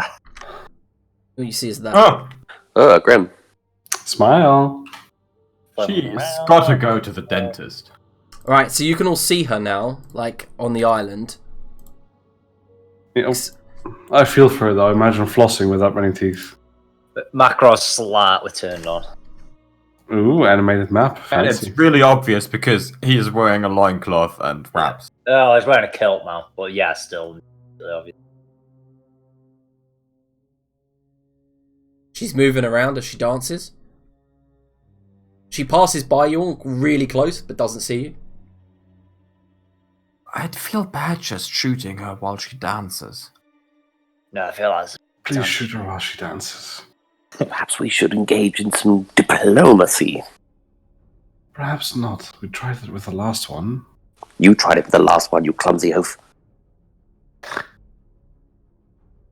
I think Chester could just go up, make a few compliments, and just get the key.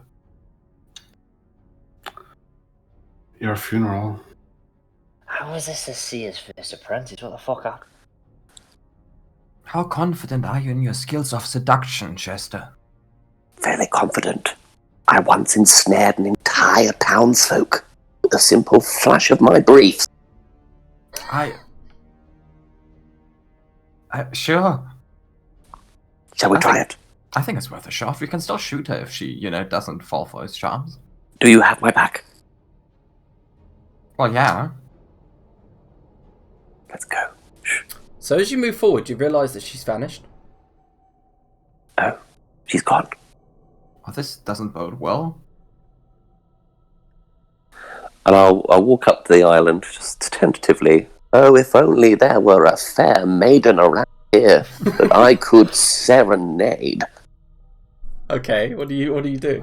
How do you serenade? What do you sing? I'll take out my lute and I'll strum it, and I'll be like, this is my most recent piece. And that's what they call it these days, huh? Toss a coin to your Grilda, O Valley of Grumpy.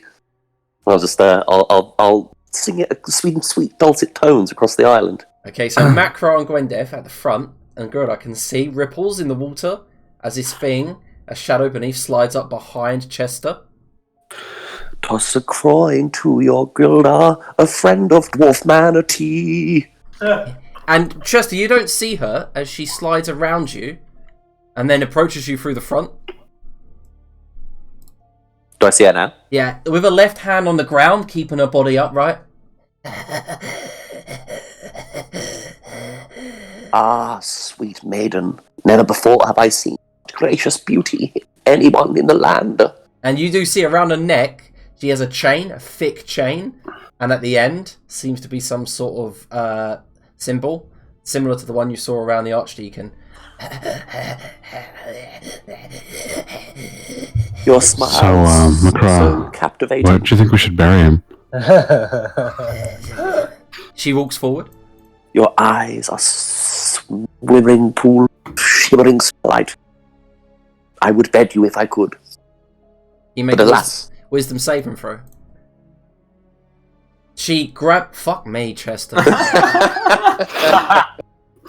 So she grabs hold of your face with both of the hands, dropping the scythe, and stares straight into your soul through your eyes. You immediately feel a coldness creep over you, and then when she sees it's not frightening you, she takes a step back, slinks into the water. Ah, your fruity, garlicky scent. Delightful. I don't think it's working. No, it doesn't seem to be working. Shoot her! Fair maiden. Come back here and I'll give you an Uber coupon. I would like to shoot her once she pops back up. Okay. And she's like, send me some V-Bucks. 5-star! 5-star! I've got a Amazon gift card for you right here. Not to worry you, but you think your daughter is gonna end up like that? Ooh. How are you not trying to worry me there? That's literally what you're trying to achieve there. Why else would you say that? Yeah, I shouldn't have said that. Fair maiden. Never before I've been snubbed on such a scale. I don't think she's coming back up. Fine, I tried the carrot. Now it's time for the stick. I don't know. Was that supposed to be an euphemism, Macra? Pull down my trousers or something. Oh, fair maiden. Does he actually pull down his trousers? Yeah, it's like, I did say I was going to try the stick. Gwyneth is like aiming for her, but she's trying to not look at Chester's dick while doing it. Do it as a stick and not the carrot. Fair maiden, I'm waiting. Yeah, you get no answer. Ugh. Pull out my trousers. Right, come on over, it seems safe. After you, Macra. Fuck's sake. Come on, you pussies. Here we are. I'll pick up some of the sludgy mud under the water and throw it to Chester. Okay. I'll walk over. Alright, cool. Right. At that moment, can everyone roll initiative? Handled masterfully. Well, we've tried seduction. At least we crossed that off our checklist. Well, that was about as entertaining as a wet noodle. Ah, Grilda. Jealousy does not become you. I'm assuming I thought he had a shot. Xerxel's up there with you. Yep. I'll move him. Uh-huh. And I'll roll his I initiative. imagine he's already swum around 4 times in a marathon. Caught a Alright, few. so it is Xerxel's go.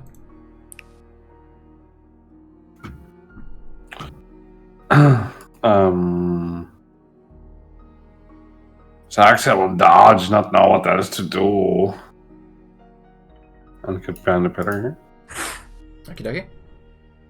Alright, at that moment, there's a puff of gas from the northern side of the lair, so to speak, and it zooms and kind of like sinks down around you all. Can you all make con saves there? Oh, that's animated. That's cool. Yeah, that's awesome. No, I fucking roll. Nope, I cannot make a con save. Yes, I can. Look at you rolling like a god again, Todd. So, It just seems to happen. everyone who failed takes 6 poison damage. Those of you at half, you take 3. If you're a dwarf, you take even less. Oh, I just take 3 because it's... Oh, hang on, I didn't factor in my max though. There you go. Oh, we should have got the robot cast aid on us again. You Yeah. still have 2 hours of it. Ah, get in. So I only took 1. I'm at 21. Jesus Christ, right, that takes me down. Right. Macro. Right, I'll step out of the car. Obviously, yeah. And then I will place my Titan Maul next to me on the floor. And then pull out a javelin and ready and throw it at any hostile creatures I may. Okie dokie. Turn. Defense mode. Nice. Okay, so at the end of your turn, she will use a legendary action. Can Grildar make a Constitution saving throw? Rude. I'm starting to think we should have just shot her while she was dancing. Alright, so you feel like some sort of energy tugging at you, Grildar, from around you, but you can't see where. You resist it. Chester? Move over yonder. Alright, Well. cool. Pull out my wand of signed headshots and I'll ready an action to fire that as well. Okie dokie. At the end of your turn, can you make a Constitution saving throw, Macro? Not me. Just, you Nope, spell macro. your highlights, everything might be very 13. Wow, my saving throws just dying. Okay, so you take 11 necrotic damage. Ouch you. And you see, like, and as you look down, like some sort of pustule has risen up on your rib and just popped. And black blood is seeping out of it. Ah. You are sick. Alright, so after Chester's turn, Gwendeth. Gwyneth moves out of the cloud. Mm-hmm. I think it's fair to say she marked her as a Slayer's prey while we were watching Chester seduce her. Sure. In that case, I just ready an action to shoot her once she comes back up. Alright. She hasn't got an initiative on this list. Oh, she's hidden from us. We can't know. Mm-hmm. Alright. Alright, Gwendeth, can you make a Constitution saving throw? Well, I failed the last one, so I have high hopes for this one. Nope. Nope, you take 9 necrotic damage as something appears on your cheek, and as you go to look at it, like to kind of scratch it away with your wrist, there's just blood all over your wrist. Thick black blood. Suboptimal. I thought you were quite used to thick black things, Gwenda. No. We are in a battle to the death, Makra. That's some gonna crack dick jokes. With 16 past perception, would I have heard her move around at all? Nope. Jeez. The reveal. Any other signs to reveal anything about her position? Nope. Okay. I'll move over here and sword burst. Alright, see what, right there? Yep. Sling! Nothing. Okay. Then I'll move back over here. Okie dokie. Let me re-roll stealth and see if I get an actual 20 again. Okay. So, at that moment, Grildar, you see a splash to the south. Around about here. South, I shout. Mm-hmm. I will let anyone take readied actions apart from spells that require sight but at disadvantage. If they want. I've got a spell that requires sight, that's it. Yeah, so that will fail. Well, I can Signed shoot with my headshot. longbow at disadvantage, yeah? If you wish, yeah. Yeah, sure. I'll throw. Oh, no. Oh no. I'll throw the magical javelin, and then I'll do it with I'll use the proficiency and inspiration. Oh, I've only got one. I'll use that up as I throw it, and then shout, "Blue dragon!" Okay. And you start realizing that Macron might not know any other dragons other than blue. Oh, you fucking bastard! You would think he knows Black Dragon. All right, so the javelin lands here. I mean, with inspiration, that's 19, right? Or Which is because it's very sorry, yeah. fucking flat bastard now. Okay. You miss, and it electrocutes the area around there. Oh yeah, does it land in the water? Does electricity do anything? Nope. Bastard. Right, so Xerxel's turn.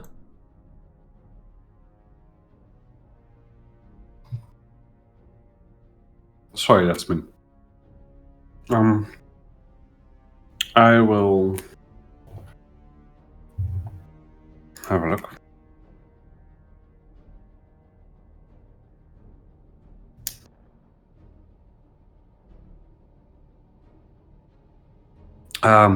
Yeah, I think he's just going to dodge for now. Okay. Your toad's not ready for this type of battle, are you? You're still running in and smashing them to pieces, and then doing the same. I was about to say this is quite. I see you have quite a lot of trepidation in the silence that's following. Okay, so at the end of Xerxel's turn, the gas gets bigger. Fuck this. Can does it get bigger as it expands, not just grow? no, I can create another one. So can Chester and Gwendef make a Constitution saving throw? I can't fail 3 in a row, right? Aye, bollocks. Yup, I can. So Chester takes 6 poison damage, but Gwendef takes 3 because of poison resistance, of course. Yeah. All right, Filthy dwarves. Macro. I'll go walk over to my javelin, Okie dokie. pick it back up, and then ready in action to throw it when I see something that's within my threat range. All right, cool. Oh, one moment.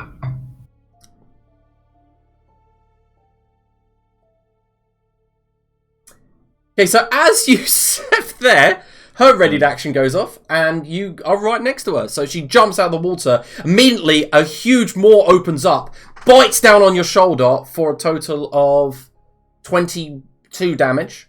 The scythe comes swinging round. You manage to dodge out the way of it, but then she brings it back. 22, I'm gonna fucking hit her back. Can we say I've already picked up the spear? Yep.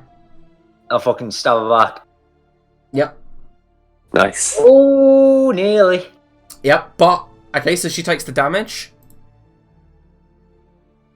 However, the scythe comes back, cuts across your back, slashes down your side, opens up your waist for a total of 22 damage again.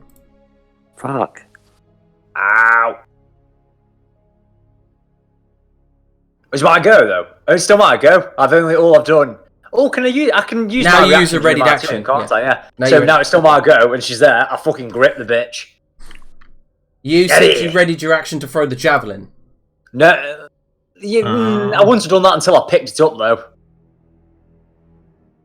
When exactly she's using a legendary action? It's true. It's hard to judge when it's going to be. I imagine as I've picked it up and as I've didn't use a grabbed legendary it, action. She actually that was a held action. Yeah. So she'd have done it as soon as I stepped into her. So she could not take that 13 damage if she wants, then, because I wouldn't have had a held. No, we'll say that was your response, wasn't it? You lowered your AC. Oh yeah, that's my reaction. Yeah, but I might not have had the javelin in my hand by that point. It's up to you. That is true. You wouldn't have. Yeah, so let's just say I punched her then. So just reduce the damage to 1 plus. Yep, 5. Done. Now you can Just attack with reduce damage like that. Now you can attack with whatever that is. I'll probably do it.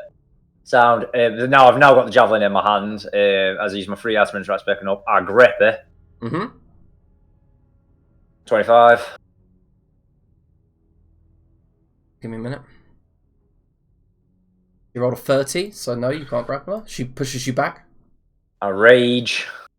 Alright. And then I grip her again. Alright, go ahead. 26. 30 again.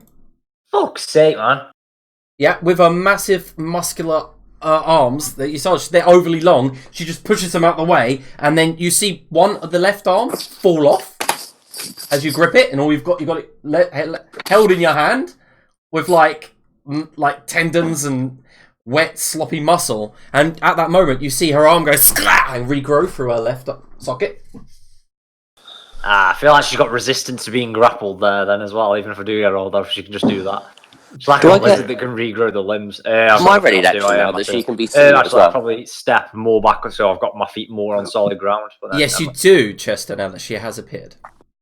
Signed headshot missile. Actually, I'll probably step over here so I'm just out and not on people.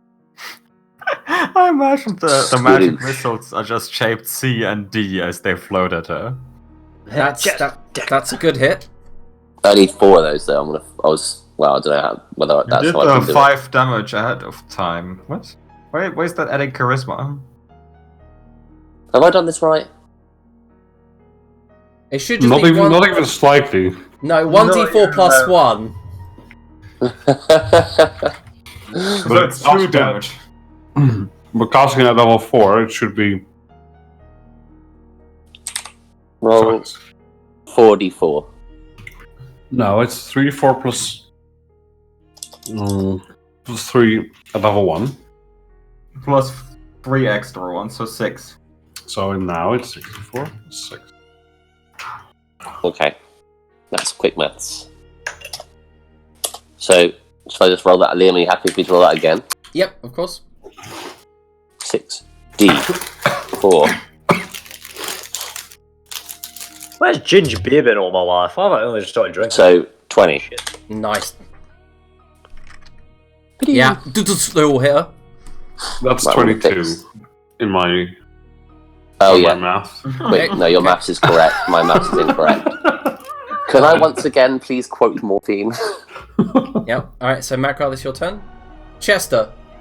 Actually, at the end of your go, it will use a legendary action. And bite goes to bite Macra. Macra I've not got another reaction. That's a new. hits you. When does your reaction refresh? No, it doesn't. It refreshes on your turn. At the beginning. So you take a. I'm halving these damages for you. So you take 9 piercing and 13 poison. No. I mean, it's kicking the shit out of me. Makra has been starting to regret stepping into the river. Chester, it's your turn. Cool. Hey, I've revealed the bitch. Let's get some heals on.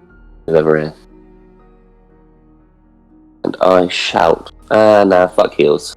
I'm gonna move. I'm gonna move. I'm gonna move there, but I'm.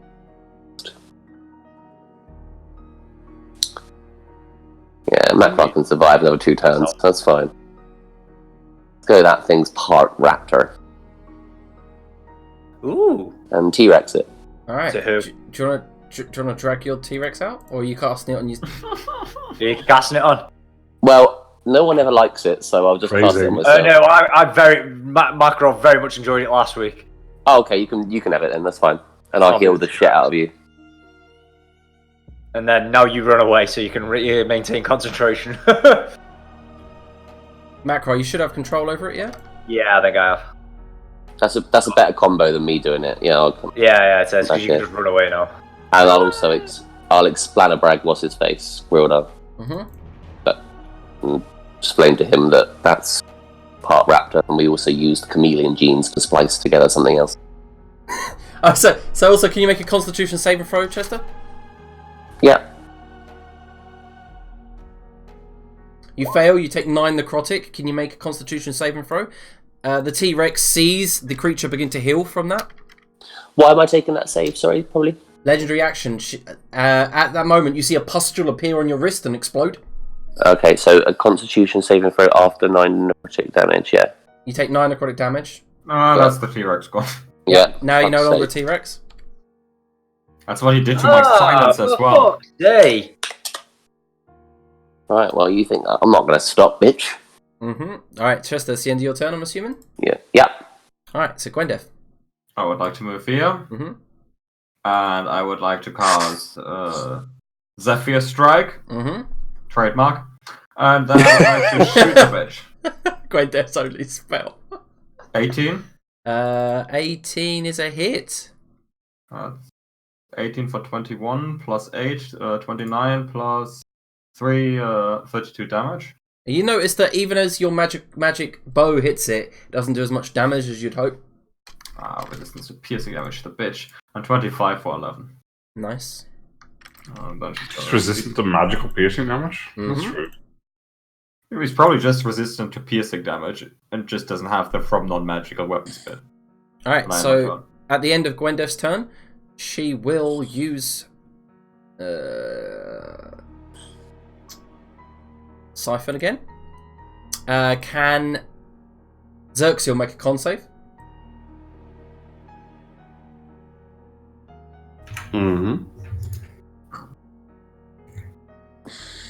He takes no damage. That's good. Rodor.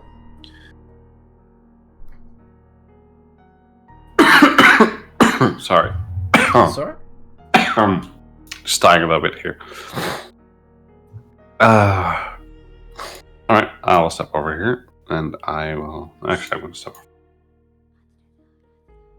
Alright, you step into the water.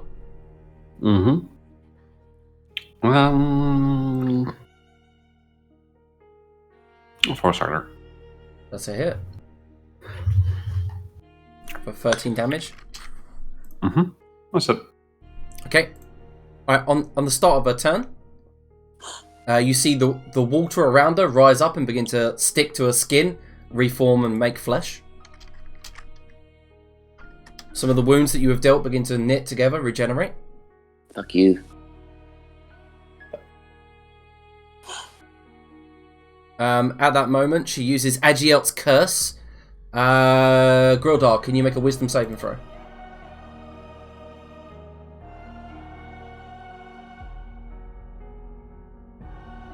Alright, cool. Oh.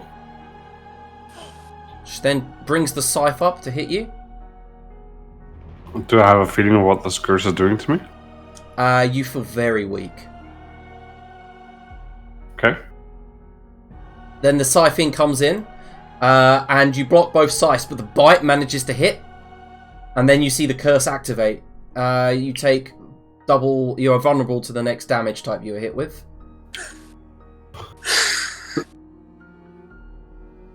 So you take 32 piercing damage. Really? However, the poison is halved anyway, isn't it? Because you're a dwarf, so you take 6 poison damage.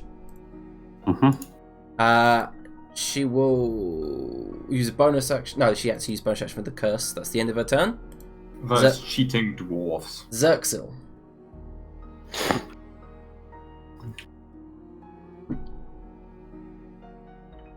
Sorry, that's me again. Yeah. Hello, it's me. You're a big guy. Go fuck her up, yeah? I'll go over here. And cast Great Invisibility. Nice. Nice. He didn't end his turn in the poison, did he? So no. No. Alright, cool. So you're on Great Invisibility. At the end of your turn, she uses lair action. Chester, can you make a con save?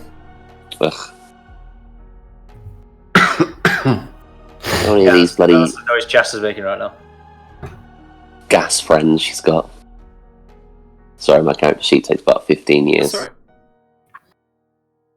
With a con. Yeah, you pass, you take no damage. Titties. No, you take half, sorry, 3. 3. Now I know what it feels like to be a dwarf. Macra. Oh, I'm now invisible and very scary. I just belted twice. Alright, go ahead. This is 24, so you're fine. 22. Yep. So both hit. Oh, I should have just been hitting with my Goliath hammer. Never mind. Oh! If you're attacking for... No, yeah, that doesn't count, does it? Surprise attack if you... Oh, no, I can only do that on the first. You get advantage. Anyway. I was wondering if I get my surprise attack thing. Nope, that's on the first round. Yeah. Yeah, Yeah, we'll never surprise anything, Curtis. I think you can do that on that racial. It brings me great pain. I've used it once this campaign, I think. At the end of that round? The trolls. Yeah, I'm done. Legendary action can... Zerx will make a con save, and if he fails a DC 15 on the first one, make another. I'm just checking, does he have anything to fix that? No, it's when he makes yeah, okay. So he passes, takes no damage. Mm-hmm. Jester Decker. Right, let's get out of this gassy bastard.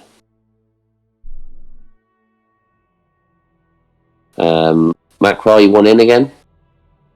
Always up for healing, mate. You can't see where I am at the moment. I don't know if that might cause an issue for you, but...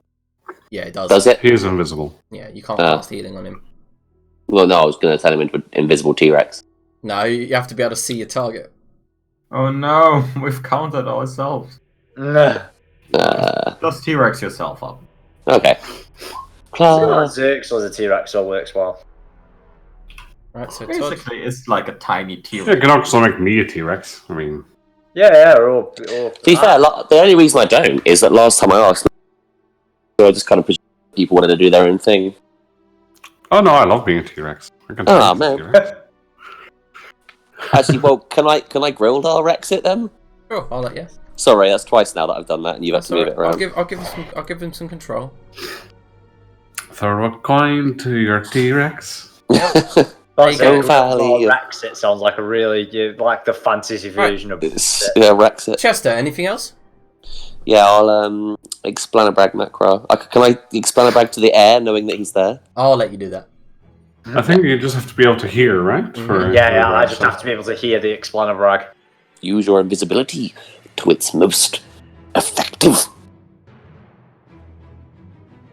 Oh, sorry, I should read 3. Proper written yourself into a hole with Explanabrag. Yeah, I know. Can Adrian's just as bad at doing them.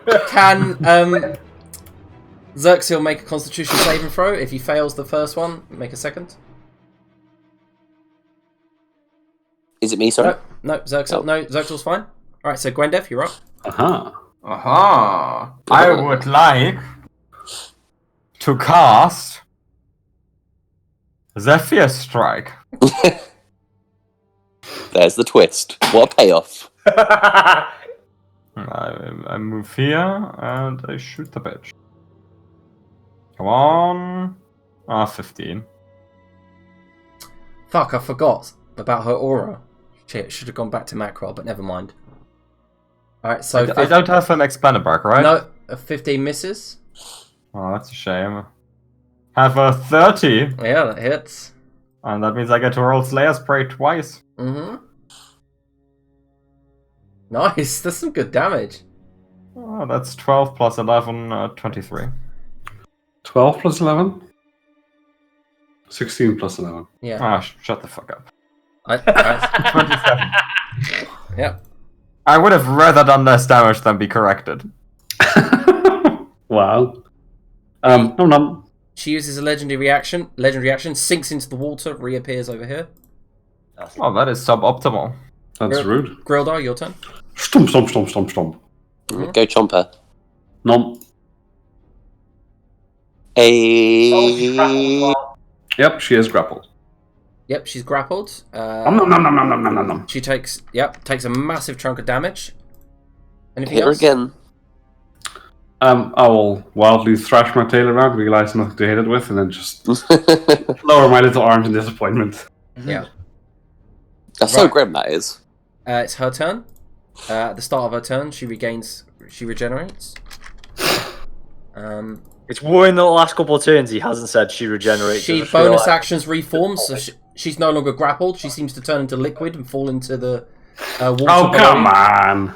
He's designed this boss to be anti-grappled. He's sick of me just fucking pinning There him to the is... wall. I'll send you the stat block also. You can go, we should have seen that! There is a feature, it's called like Monstrous Form or something. Anyway, yeah, that she makes you- slops. She turns into slop as she hits the water and then just reforms. We go back to the seduction plan. And now she activates her oral decrepitude because I forgot about it. That's the end of her round. Xerxil. What does it seem like this aura's effect is? You notice that you begin, as a T-Rex, you begin to feel immediately sick. Oh, amazing. I'll throw zombies up on her. But we don't do that until the start of your next turn. He doesn't do that unless he's a child. Mm-hmm. Alright, Xerxil. Yep. Zaxel, I'll move away and hide. Alright. And we make lots of noise. Mm-hmm. Alright, so lair action first. I know he's got advantage on that. He's got camouflage. He does. Ah, that's true. Mm-hmm. Alright, and I'll move. See, you'll think I'm wank at D&D. No one thinks that, Curtis. We just think drunk Curtis is sort of wank at D&D. Can Gwendef and Chester both make Constitution saving throws? This fucking Bitch. cloud. It's just... Yeah, these. Jesus me. 16? So you I'm take, gonna wave my tail as a T-Rex next turn. so you take 2 damage, Fuck. and 6. Chester takes 6. And has to make another con save, I do believe. Mm-hmm. Let me just do this damage quick. You only Tail take 10. attack the cloud, see if it wafts it away. Should I use an inspiration on this sort of thing? Should I? Can I? It doesn't do Oh, it's for the T-Rex, isn't it? Mhm. Yeah, you should... Yeah, I didn't need to. Yep, and also can Gwendef make a Constitution saving throw? Mm-hmm. Mm-hmm. 18? Alright, so you take no damage from the legendary action. Macro, your turn. Yes! I've got 8 steps of movement. How do I measure it out before I do it? What? No, after I do it. Oh, can I just run through the T-Rex? We said that, haven't we? Yeah.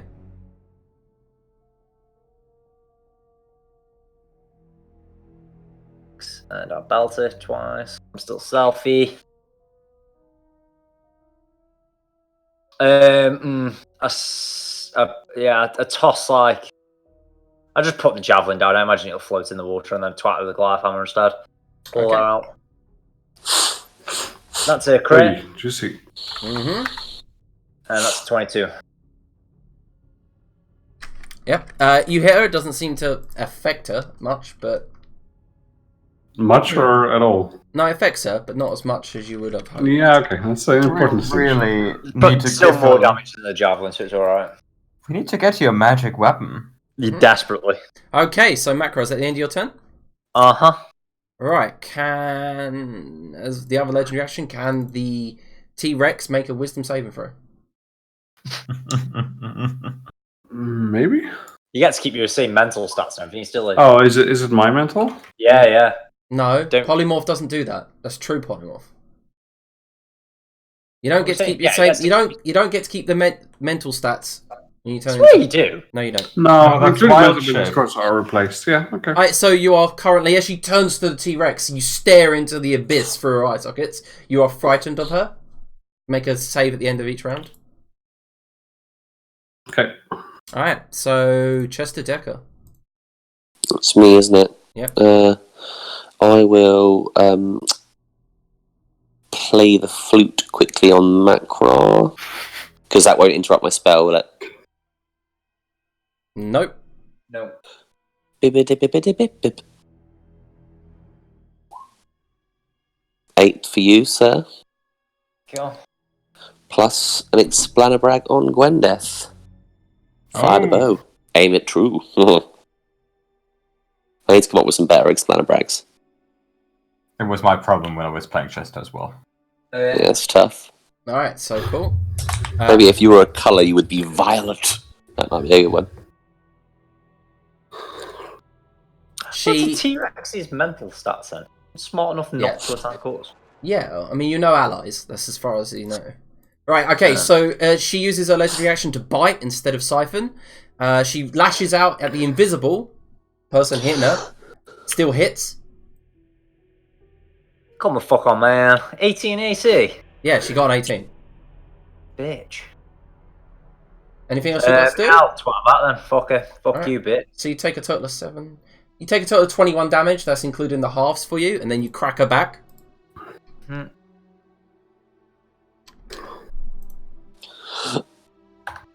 Gwendef? And Nerf moves out of the stinky cloud. And this time, does not cast Zephyr Strike, and just shoot. Oh, that's an 8. I don't think the Explanabrag is going to help on that one. It's a 21. I don't need the explainer brag on that That one hits. And here's Slayer Spray. So that's 24. Yep. And I end my turn. Okie dokie. Take her out, Groda. Alright, so at the end of that round, she will siphon. Can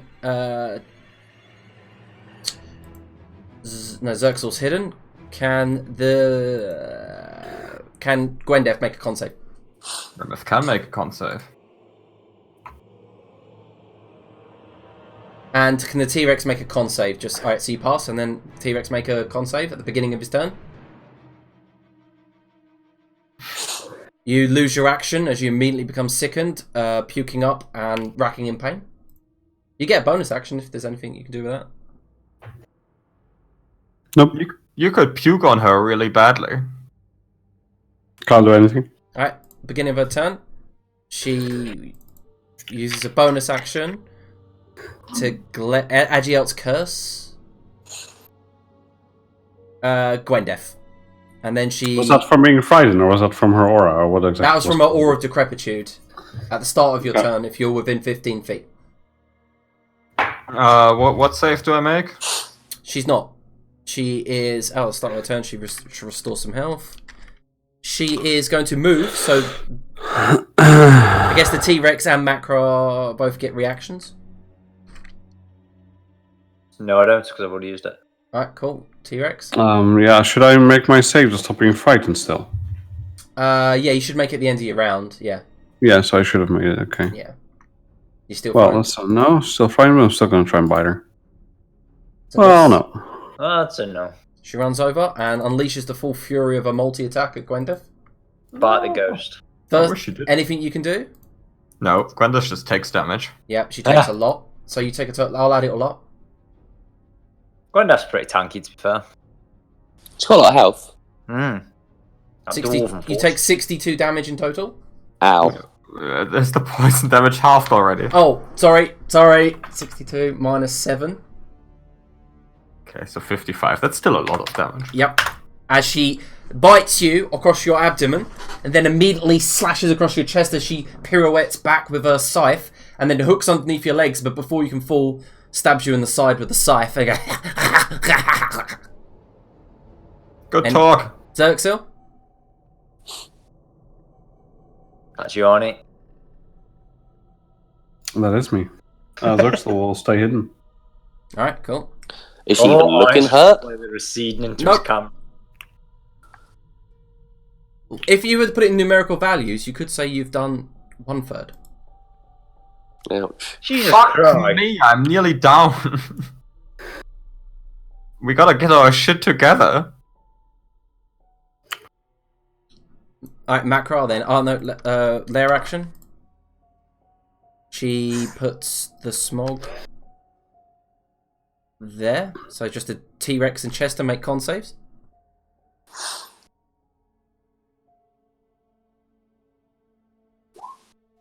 Girl Dart, you take 3 poison. Oh no. No, wait, you're not a dwarf, are you? So you take 6. But yeah. And Chester takes 6 and makes a con save. I'll make the con save first. Fuck. See ya. Yep, so no more T-Rex. I was gonna ask why we aren't using our wand of fireballs, and then remember that is the other campaign. We don't have wand of fireballs. Alright, luckily the actual T-Rex took the damage first.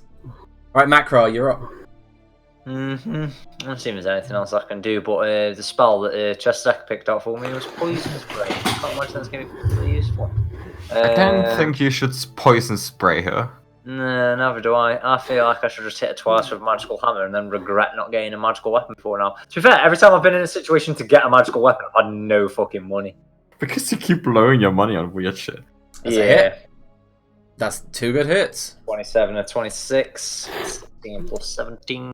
Yep, crack. Part of her body back sloughs off and slops into the water, revealing a rib cage. Keep killing it! Now my turn. Alright, can Grildar make a con save?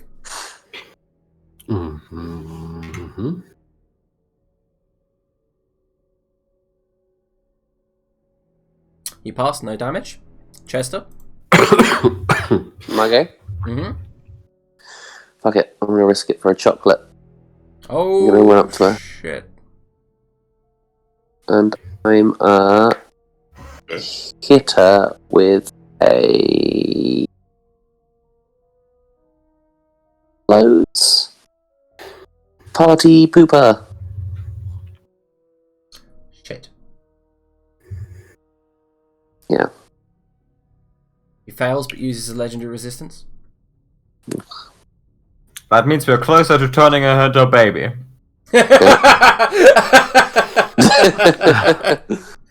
So true. And I'll explain-a-brag. Has everyone got an explain-a-brag at the moment? I have one. I don't think I do. Not sure. I'll hit you with one. Alright, can Grildo make another con save? Good. You know, Alright. So you take 5... No, you've got advantage, haven't you? No, wait, it's not a spell. Is it poison? It is poison, yes. Then I do have advantage. Yeah, so you take no damage. Oh, do we have advantage against poison saving throws? Yeah, of You don't course. take no damage, so you do. Oh, I thought we only had resistance. No, you have advantage and resistance. Oh, shit, I would have taken way less damage. Gwendeth. I would like to cast Zephyr Strike. Oh, wait, can you make a con save? You're within 15 feet. Well, not by choice. But I get to add 1d6. You can, yes. D8. No, this is my feature. She's my Slayer's Prey. Ah, yes, so no, you are not sickened and retching and losing your action. It hasn't been relevant because of the ones I failed, I rolled so low it wouldn't have worked. Yeah, it's your turn. I Zephyr Strike. Of course you do. Gwendeth's only spell. It is, and I move here. You're in the gasser. Am I in the gas? No, yeah, you are. Oh, that doesn't seem right. Okay, move here. And then we shoot her with advantage. Mm-hmm. 19 for 23. 23 plus the 8 force damage, yeah? Plus the 8 force damage plus Slayer's Prey. Here's the Slayer's Prey. And then I'm gonna... Big hit. Big hit. Oh, that's a 10. That's a Yeah, miss. there's no way Bardic Inspiration makes that a hit. Nope. No. That's a miss. I end my turn. Alright, Gwendeth, can you make a con save? You do get advantage, as we've pointed out. But yeah, you 19. take no damage. Grildo, your turn. Yep, I'll get out of this mess. Mm-hmm. Yeah, you're not within 15 feet of her to start your turn, so you're good. Is the frighten gone or not? Yeah, it was on the T-Rex. Okay. Then I will endeavor to shoot her. Perhaps with... No. With that. Jesus fucking my rolls. No, Okay, misses. Alright, start of her turn, she regenerates. Then will move. Uses bonus action. Falls into the water, reappears over here. Gwyneth, run! Uses her action to hide. Dips into the water and disappears. Oh, what slag. Right in front of Gwyneth. Yep. That's Doubt. It's a chip. Zertzil?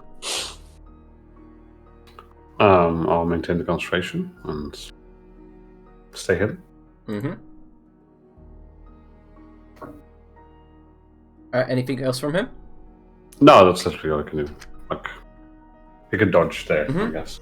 Layer action can spook Chester and Macron make con saves.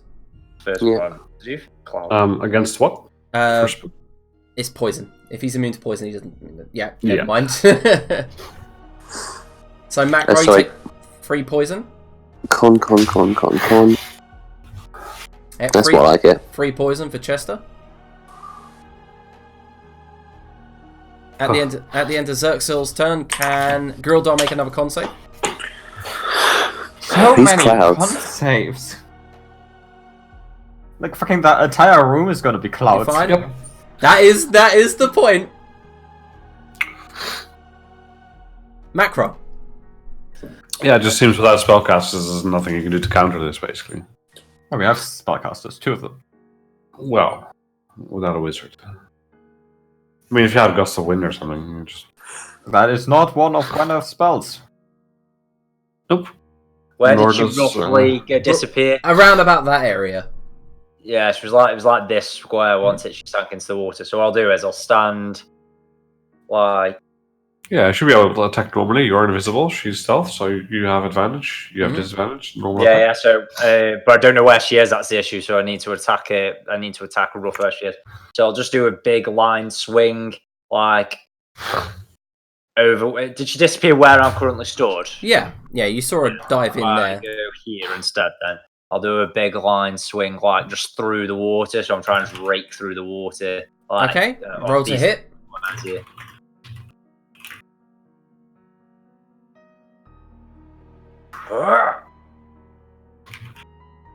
10. You miss. You just hit water. Yeah, I'm just smashing through the water, and then I'll end my turn. Alright. She... I don't know. Uses a legendary action. Alright, so Chester. Where is she now? I've lost her. Yeah, she dove under the water and disappeared. Fucking bitch. We're over here. Cast Happy Hour. Okay. At the end of this round, if it's too late, we can continue this battle next week. But if you want to carry on, then carry on. I'm good to go. I've got tomorrow morning off. That doesn't mean that everyone else has. I don't sleep. That's just Hey, I'm back to work tomorrow. I'll fill. Alright, so... Happy Hour, sorry. And I'll give the first 6 useless to Macra. Beautiful. Do you need to see Nope. 34 radius? No. That's fine. Alright, he's still invisible. Why don't we make the tank invisible? Because she doesn't seem to be the kind to stick around some way long thank you thing anyway. I just think, imagine... She seemed to hit me no either, even when I was invisible. The sharpshooter with advantage on all attack rolls. Have you Alright, considered? so is anything else, Chester? That's it, isn't it? That's all I can do, yeah. Alright, can Grildo make a con save? Yep. Yeah, I feel like I'm visible Gwenda, though, might be. Well, I'm glad we took that long rest. Jesus, we'd be dead. 20. You passed, taking no damage. It didn't come up. What? When you rolled, it didn't come up. Yeah, it's not going for me. Oh, there it is. Yeah. There it is. Alright, Grildar, your turn. You with your passive perception, you can see a shadow over here. Okay. Move over here. Alright, so you bump into her. Yeah, that was the point. Yeah. I'll let's see you bump into her then, revealing her.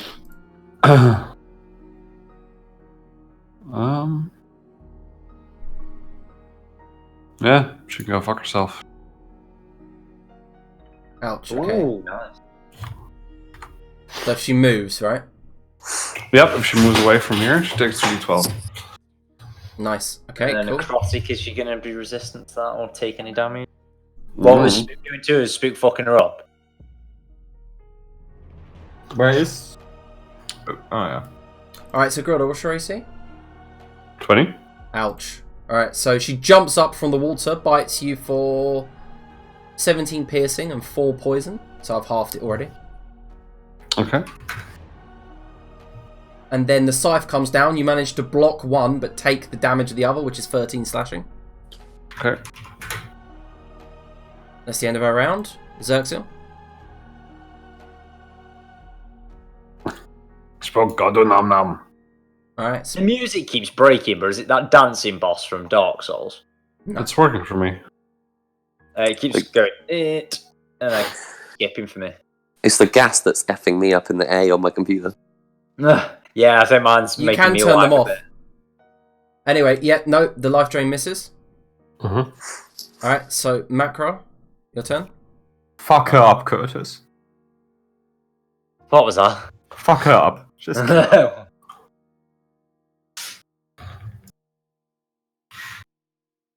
I'm just gonna fucking stand in Spook. And as Gwanda said, fuck her up. Oh, that's a crit. Nice. 27. Some nice damage. That's 31 damage. Now I need to know the first one, and then the So second 12's a 6, 14's a 7, so that's 13, and that's another 7, that's 20 damage. And then the second one is 7. Got it? That's in my go. Alright. At the end of your turn, can you make a con save? Oh. You Well, are... Most of you... starting next to 15 feet of cover for the sickness. This is the legendary action. Ah, right, okay. So you pass, taking no damage. To be fair, you've all passed the con saves continuously now. I'm trying to siphon you to get more health back, and you're just passing. You just keep passing. I haven't regenerated properly in a long time. Chester Decker, it's your turn. You say this like it's a problem. I know, it's a problem for me. Well, It is not a problem for you. Funny character sheet. Oh, gas character sheet. What's that song in ages, actually? I haven't listened to it in ages either. Right,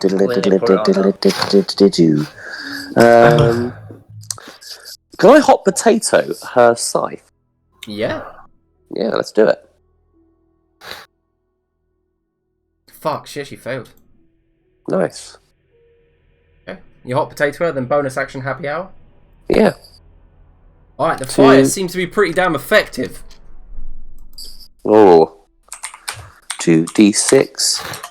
2. I can't see yours, Grildar. How are you looking? It's pretty bad. I'm on 18.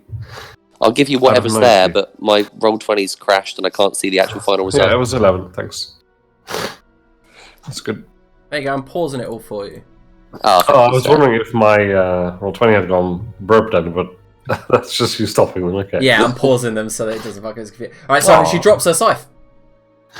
You see parts of her flesh melt to the scythe, and it drops into the water. She lets out a howl of terror and anguish. Now I would tell Macra to pick it up, except that it's on fire. Pick it up, pick it up, pick it up! Alright, and then she, in anger, she seems to rage at that. In the legendary action, she bites Grildar for 21 Rude. damage. I've half the poison. Very rude. Jumps up onto your arms, big ape-like arms, grab on it, and bites down, and these razor-sharp fangs bite in, pumping some sort of saliva into your body. Gwendef? I would like to Zephyr Strike. Of course. I'm like a broken radio at this point.